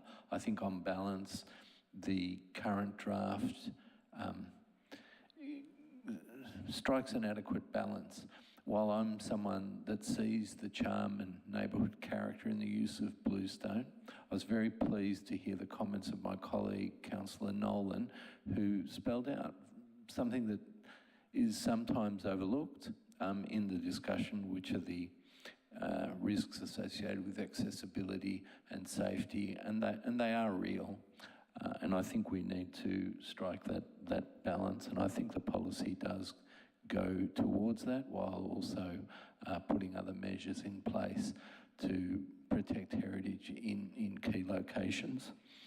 I am someone who sees charm in the 1 up and 1 down treatment. It's a contemporary treatment. This is not a historical or heritage debate, but I think that treatment does go to creating a charming neighbourhood character in certain locations. Appreciate other locations of the some parts of our municipality may be better served by complete concrete curb and channel. But the 1 up and 1 down is something I think that also balances accessibility and neighbourhood character in certain locations, and I'm keen to see that. I'm pleased. I actually think it's something we should be proud of. So, look, I'll leave it there. I've made enough comments previously on this. Thank you. Councillor Hollingsworth. Thank you, Chair. Like Councillor Sinfield, I've agonised over this coming to Council, I think now for 12 months. It is a very contentious subject matter and it's very important to our community. But in saying that, I do want this council to be able to move forward. We need to provide our officers with a guide of how they can continue to maintain our roads to a high standard. I have concerns with regard to discretion versus further consideration and how that tool will be managed and navigated. And my thought, if the mover of the motion may consider, is whether or not we could include one extra clause that states under item 1 into item 2, in a precinct that has a high heritage value of streetscape, heritage protected overlay, should we consult with our internal principal heritage planner, and I'll refer to the name Marie Sheriff, to assist officers to assess the heritage value of that particular precinct. And if we could do that, I think I would be satisfied to know that we had someone highly experienced as a heritage planner working with our roads and maintenance team, just to have that extra lens over if there's anything we've missed, that could be considered. So I'll put that to the mover of the motion, if that could be included. I'll put that to the mover of the motion in a moment. Did you want to comment Yeah, on that? I'm going to paraphrase that into a question to officers. What would be the challenges or advantages of such a change. Through Madam Mayor, and again, Mr Walker might want to assist me with the assessment.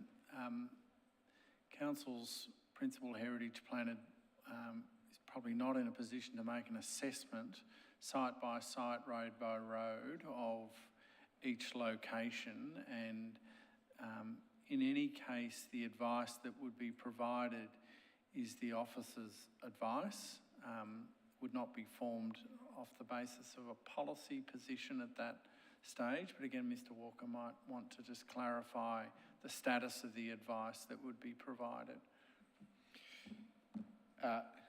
Thanks. Just to clarify, the principal heritage planner is not there to undertake heritage assessments or comments on heritage referrals. It is to project manage our approach to heritage and to deal with responses to primarily the community heritage nomination process, which then refers off to heritage advisors for individual assessments in particular circumstances. So certainly it's not within their work program or remit to be undertaking this sort of commentary or assessment, and probably not within their skill set, in fact. So it would be something that would be quite problematic for that process to occur and for them to be put in a position to be undertaking that sort of commentary or assessment. Thank you. If I may, just one follow, I think that's assisted me. One follow-up question. How do officers have any thoughts as to what the cost of such an assessment that would meet the criteria, what additional cost would that require to do, this, what's being sought by Councillor Hollingsworth? Again, through yourself, Mayor, given that the entire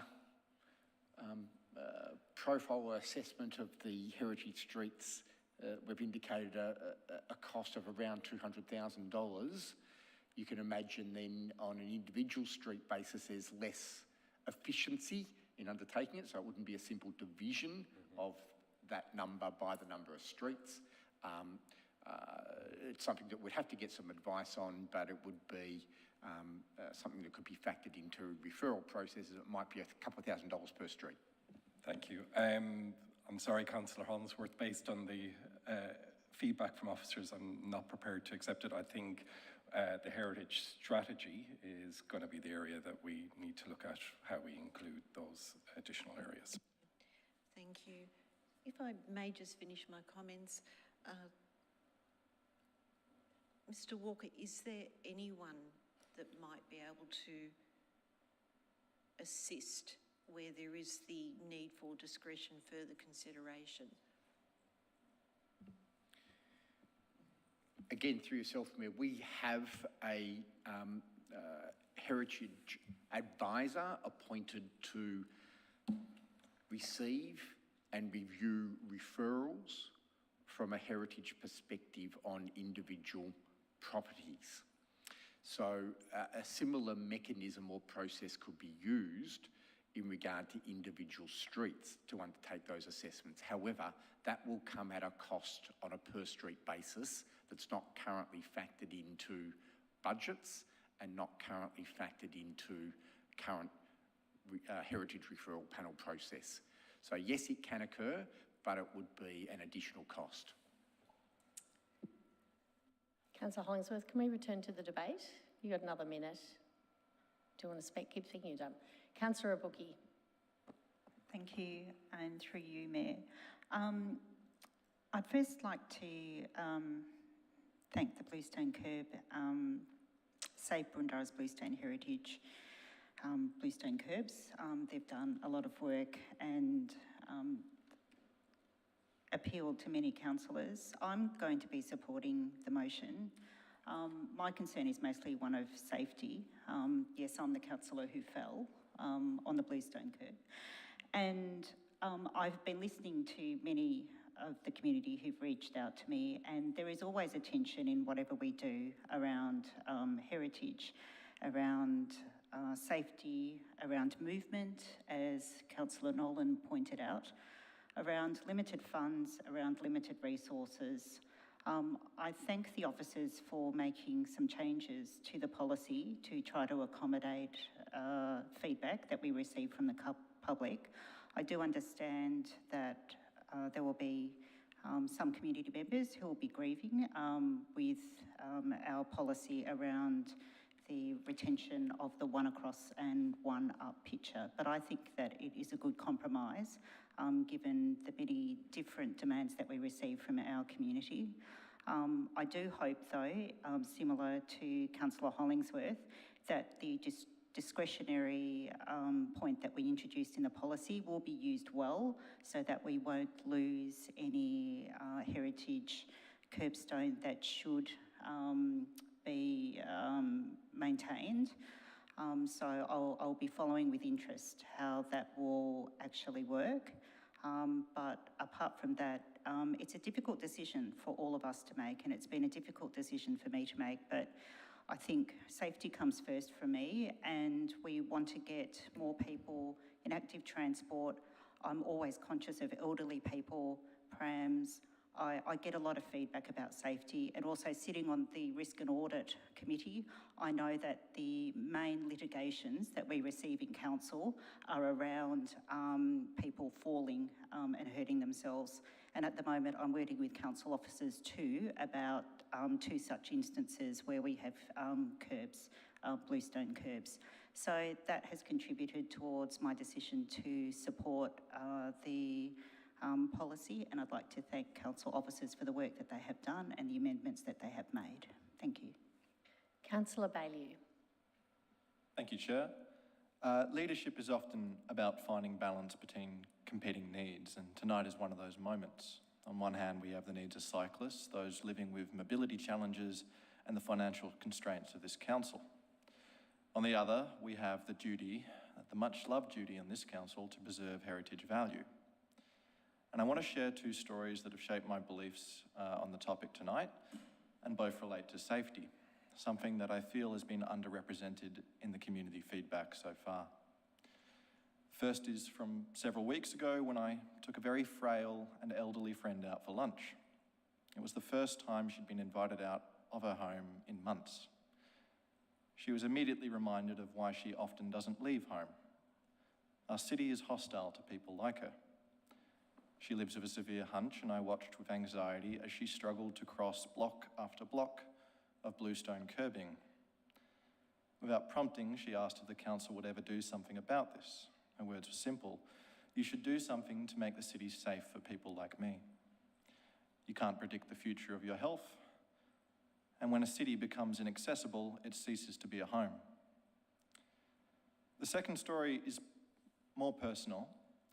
A few years ago, I actually hit a pothole on a council road and effectively, instantly dislocated my neck. The pain was excruciating, and I lived in a neck brace, unable to work on the heaviest possible painkillers for weeks. The jolting movement of driving became unbearable. As a result, I had to walk 2 kilometres to my daily physio instead of driving. You can imagine how slow my pace of walking was. It took me many, many hours. And every time I crossed uneven bluestone curbing, or the equivalent, the pain was crushing. For the first time, I truly understood what it meant to live in a city that punishes those with mobility challenges. Empathy is often beaten into us by experience, and so it was with me.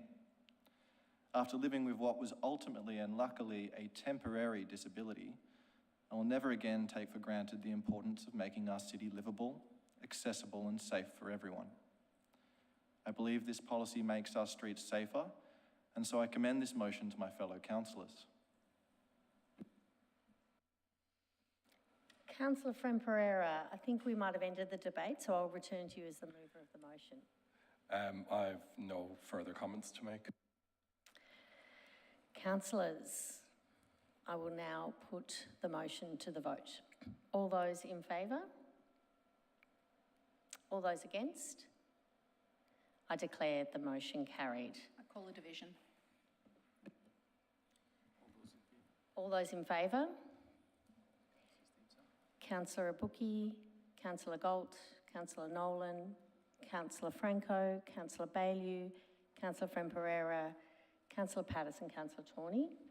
All those against? Councillor Hollingsworth, Councillor Sinfield. I would like to take the opportunity to thank the officers for their work. I'd also like to take the opportunity to thank the community for your engagement, for your contribution to this, and to George and the Save Burundara's Bluestone Heritage for your hard work and the work on your petitions in this matter. Thank you very much. We will now move to item 8.7, the 2025-2026 amended budget.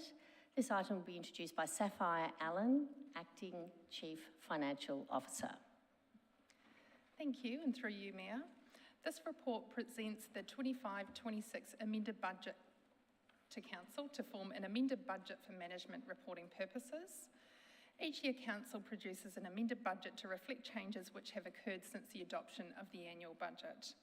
Many of the adjustments reflected in the amended budget were influenced by external factors and timing issues that were outside Council's control and not foreseeable during the development of the 25-26 adopted budget process. Some of these changes also relate to matters arising as part of the finalising the year-end accounts, such as changes in project status or external factors that impact Council.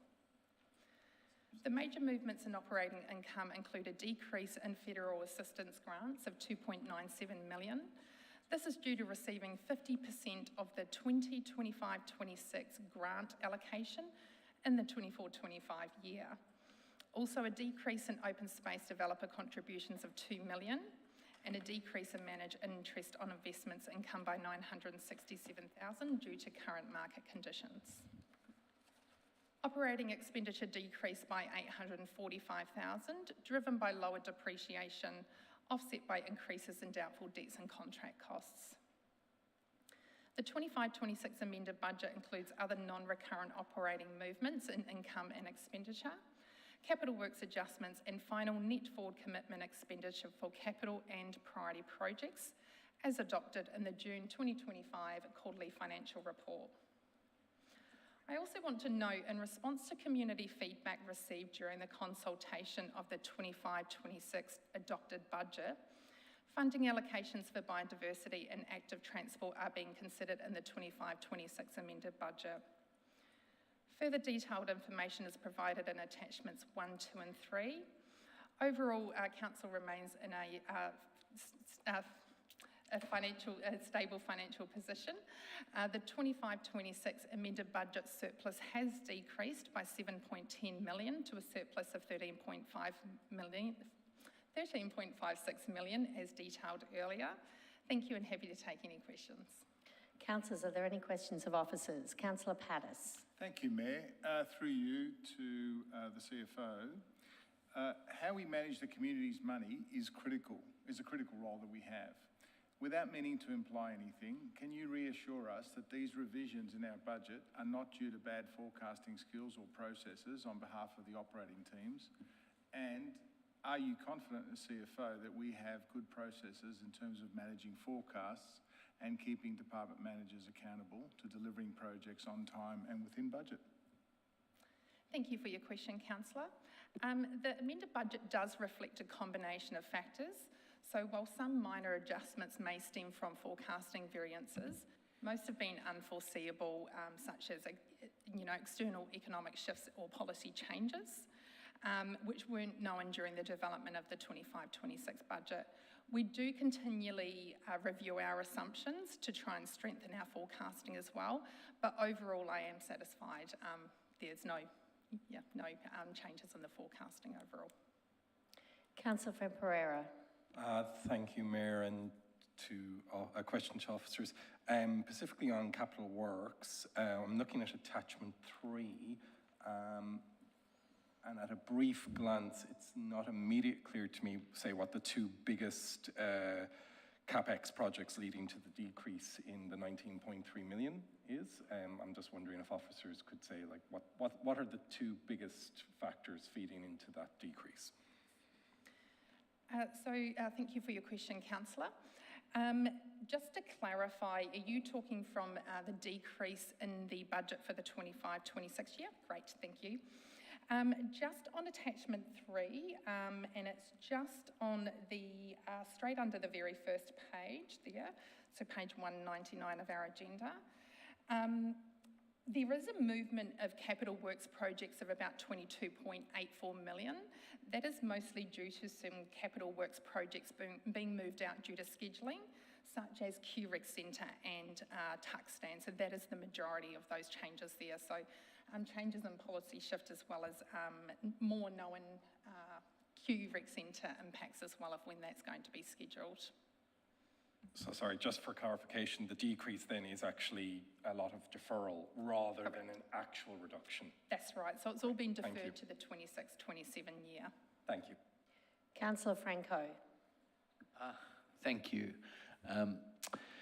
Could, in relation to the increased allocation to biodiversity, are council officers able to advise whether this will allow for increased outcomes in terms of biodiversity, or what those funds will, and in relation to the current target and the future target for biodiversity? Perhaps if I can assist, through me, yes, there are direct links through to both planting and community partnerships for biodiversity outcomes as a result of the additional allocations. Thank you. Councillor Baillieu. I just wanted to confirm, in relation to the additional project expenditure of 397,000 for that active transport and biodiversity, noting that came out of the budget feedback, will we be writing actively to the people that engaged in that budget feedback to let them know? Thank you for your question, Councillor. We have already advised them during the 25-26 adopted budget process and consultation, but we can always include that to now update them over those, that we've now considered this in the amended budget. I think that would be a fantastic outcome. Thank you. Councillors, I think we've exhausted questions, so I am in search of a motion. Councillor Fran-Pereira. Happy to move the recommendation on the screen. And do I have a seconder? Councillor Baillieu. So seconded, Chair. To assist the mover, is anyone opposed? No. Councillor Fran-Pereira, as the mover, do you wish to speak to the motion? No. Then I'll put the motion to a vote. All those in favour? I declare the motion carried. Let's move to the last of the officers' reports. Stay where you are, Ms Allen. We have the item 8.8, annual financial statements and performance statement for the year ending 30 June 2025, including recommendations of the Audit and Risk Committee. Over to you, Ms Allen. Thank you, and through you, Mayor. This report presents the recommendations of the Audit and Risk Committee pertaining to the annual financial statements and performance statement for the year ended 30 June 2025. The Audit and Risk Committee was held on 17th of September 2025, and the 2024-25 financial statements and performance statement were reviewed by the committee and endorsed for consideration by Council. The Victorian Auditor General's Office completed the audit of the annual financial statements and performance statement, and a representative from the Auditor General's Office was present at the Audit Committee meeting. The auditors have found no issues that would warrant qualification of the statements and advise the committee that the Auditor General has given preliminary approval subject to Council endorsement. The recommendation authorises the Mayor, Councillor Sophie Tawney, and Councillor Felicity Sinfield to certify the annual financial statements and performance statement in their final form. Following adoption of the recommendations in the report, the annual financial statements and performance statement will be forwarded to the Auditor General's Office for final sign-off. This final sign-off is expected to be received in time to meet the statutory deadline of 31 October 2025 for submission of Council's annual report to the Minister. Thank you, and happy to take any questions. Councillors, are there any questions of officers? Councillor Pattis. Thank you, Madam Mayor. Through you to officers, it appears to me that the Audit and Risk Committee doesn't, in its agenda, do spot and random and independent audits of any of our supplier contracts to ensure compliance by the procurement area and the suppliers. Is this something that could be included by the committee in future agenda items to reduce any risk of potential contract non-compliance as part of good governance practice? And I'll also, at some stage, ask the mover of the motion whether they would like to incorporate that in the recommendation. There is no Depending on the answer. mover, just. Well, depending on the recommendation or the response. Mr. Wee? Thank you, and through you, Madam Mayor. Following the discussion of the matter at a previous meeting, council officers have sought quotes from providers in respect of how much those, an audit or multiple audits would cost. The view is that those audits would be returned to the Audit and Risk Committee. We are not at the point where we've received the quotes back yet, but when we do, it can be brought to council's attention if it requires a budget bid, or proceed if it can be dealt with in operational budget. Thank you. Councillor Abuki. Yes, I'd like to foreshadow a motion when the time is right. Thank you. I think the time is right. Councillor Abuki.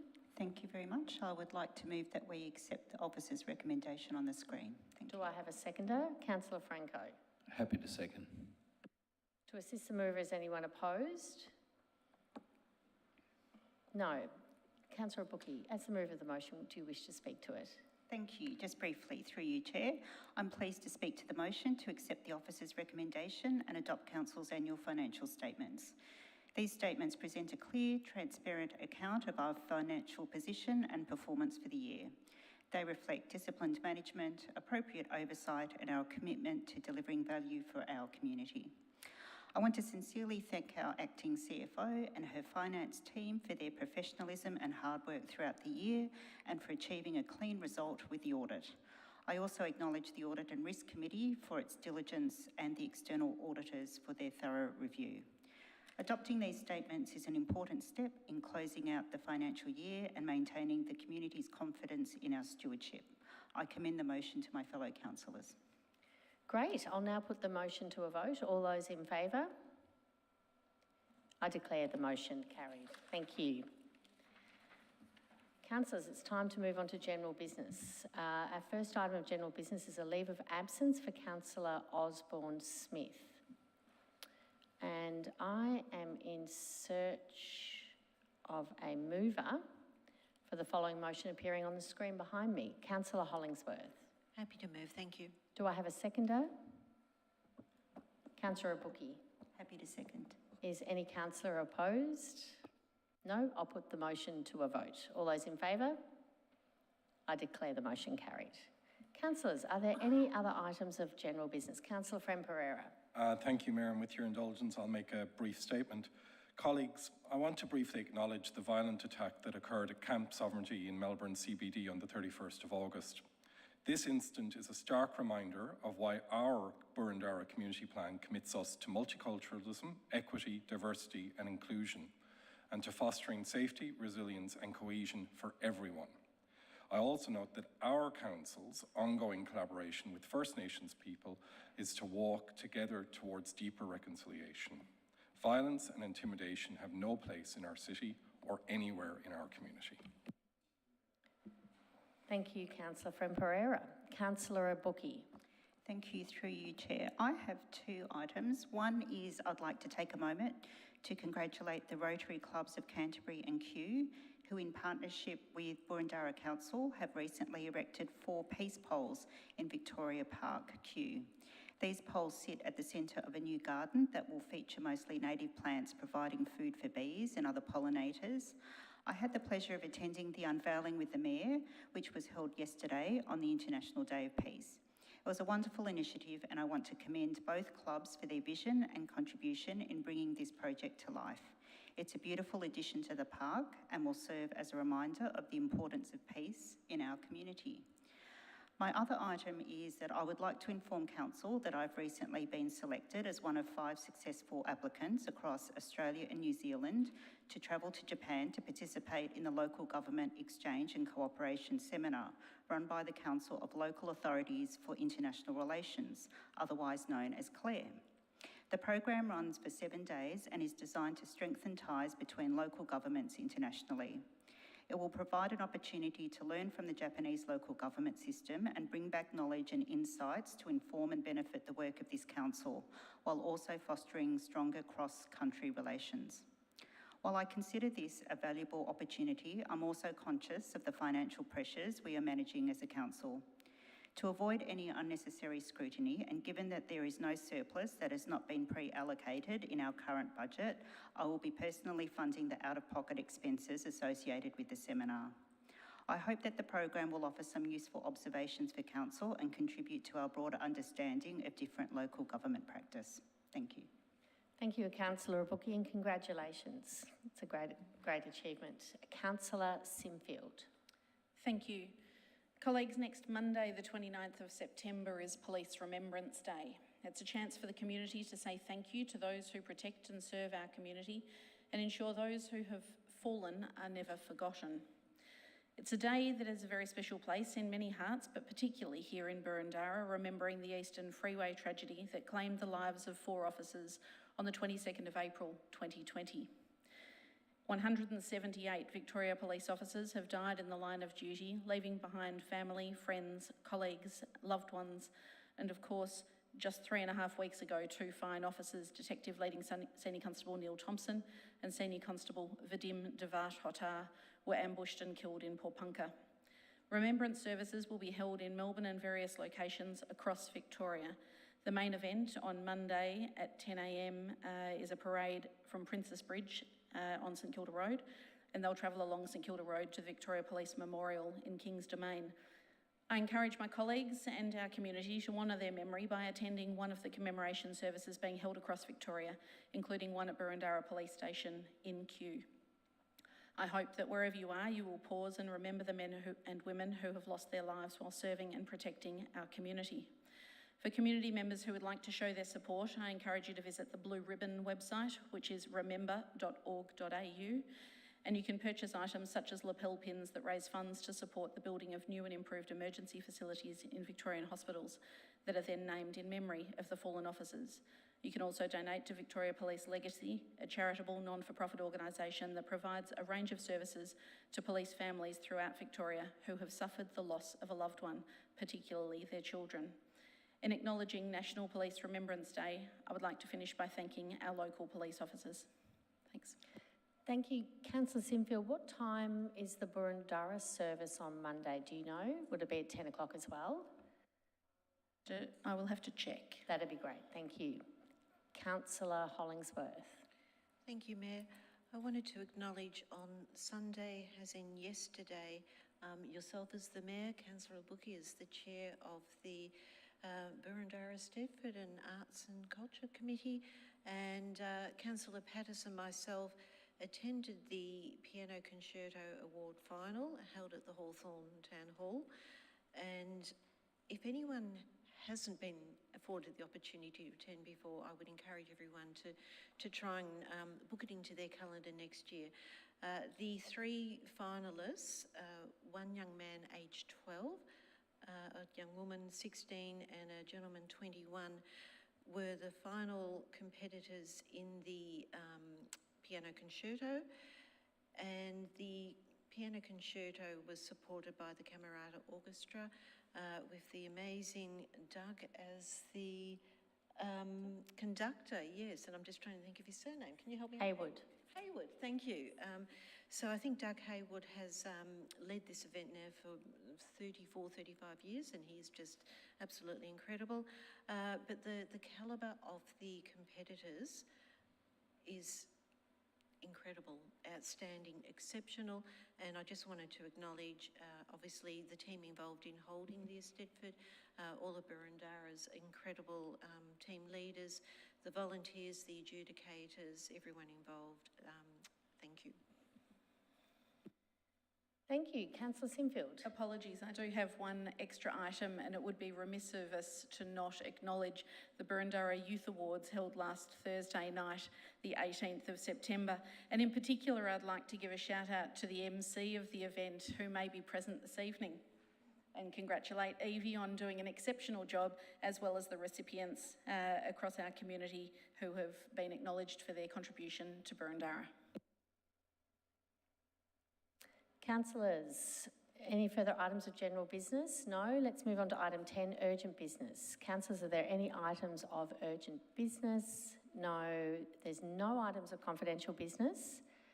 So this brings us to the end of the order of business for this meeting. Thank you to everyone who's joined us in the gallery. We had a full gallery tonight and online this evening. And I now declare the council meeting closed.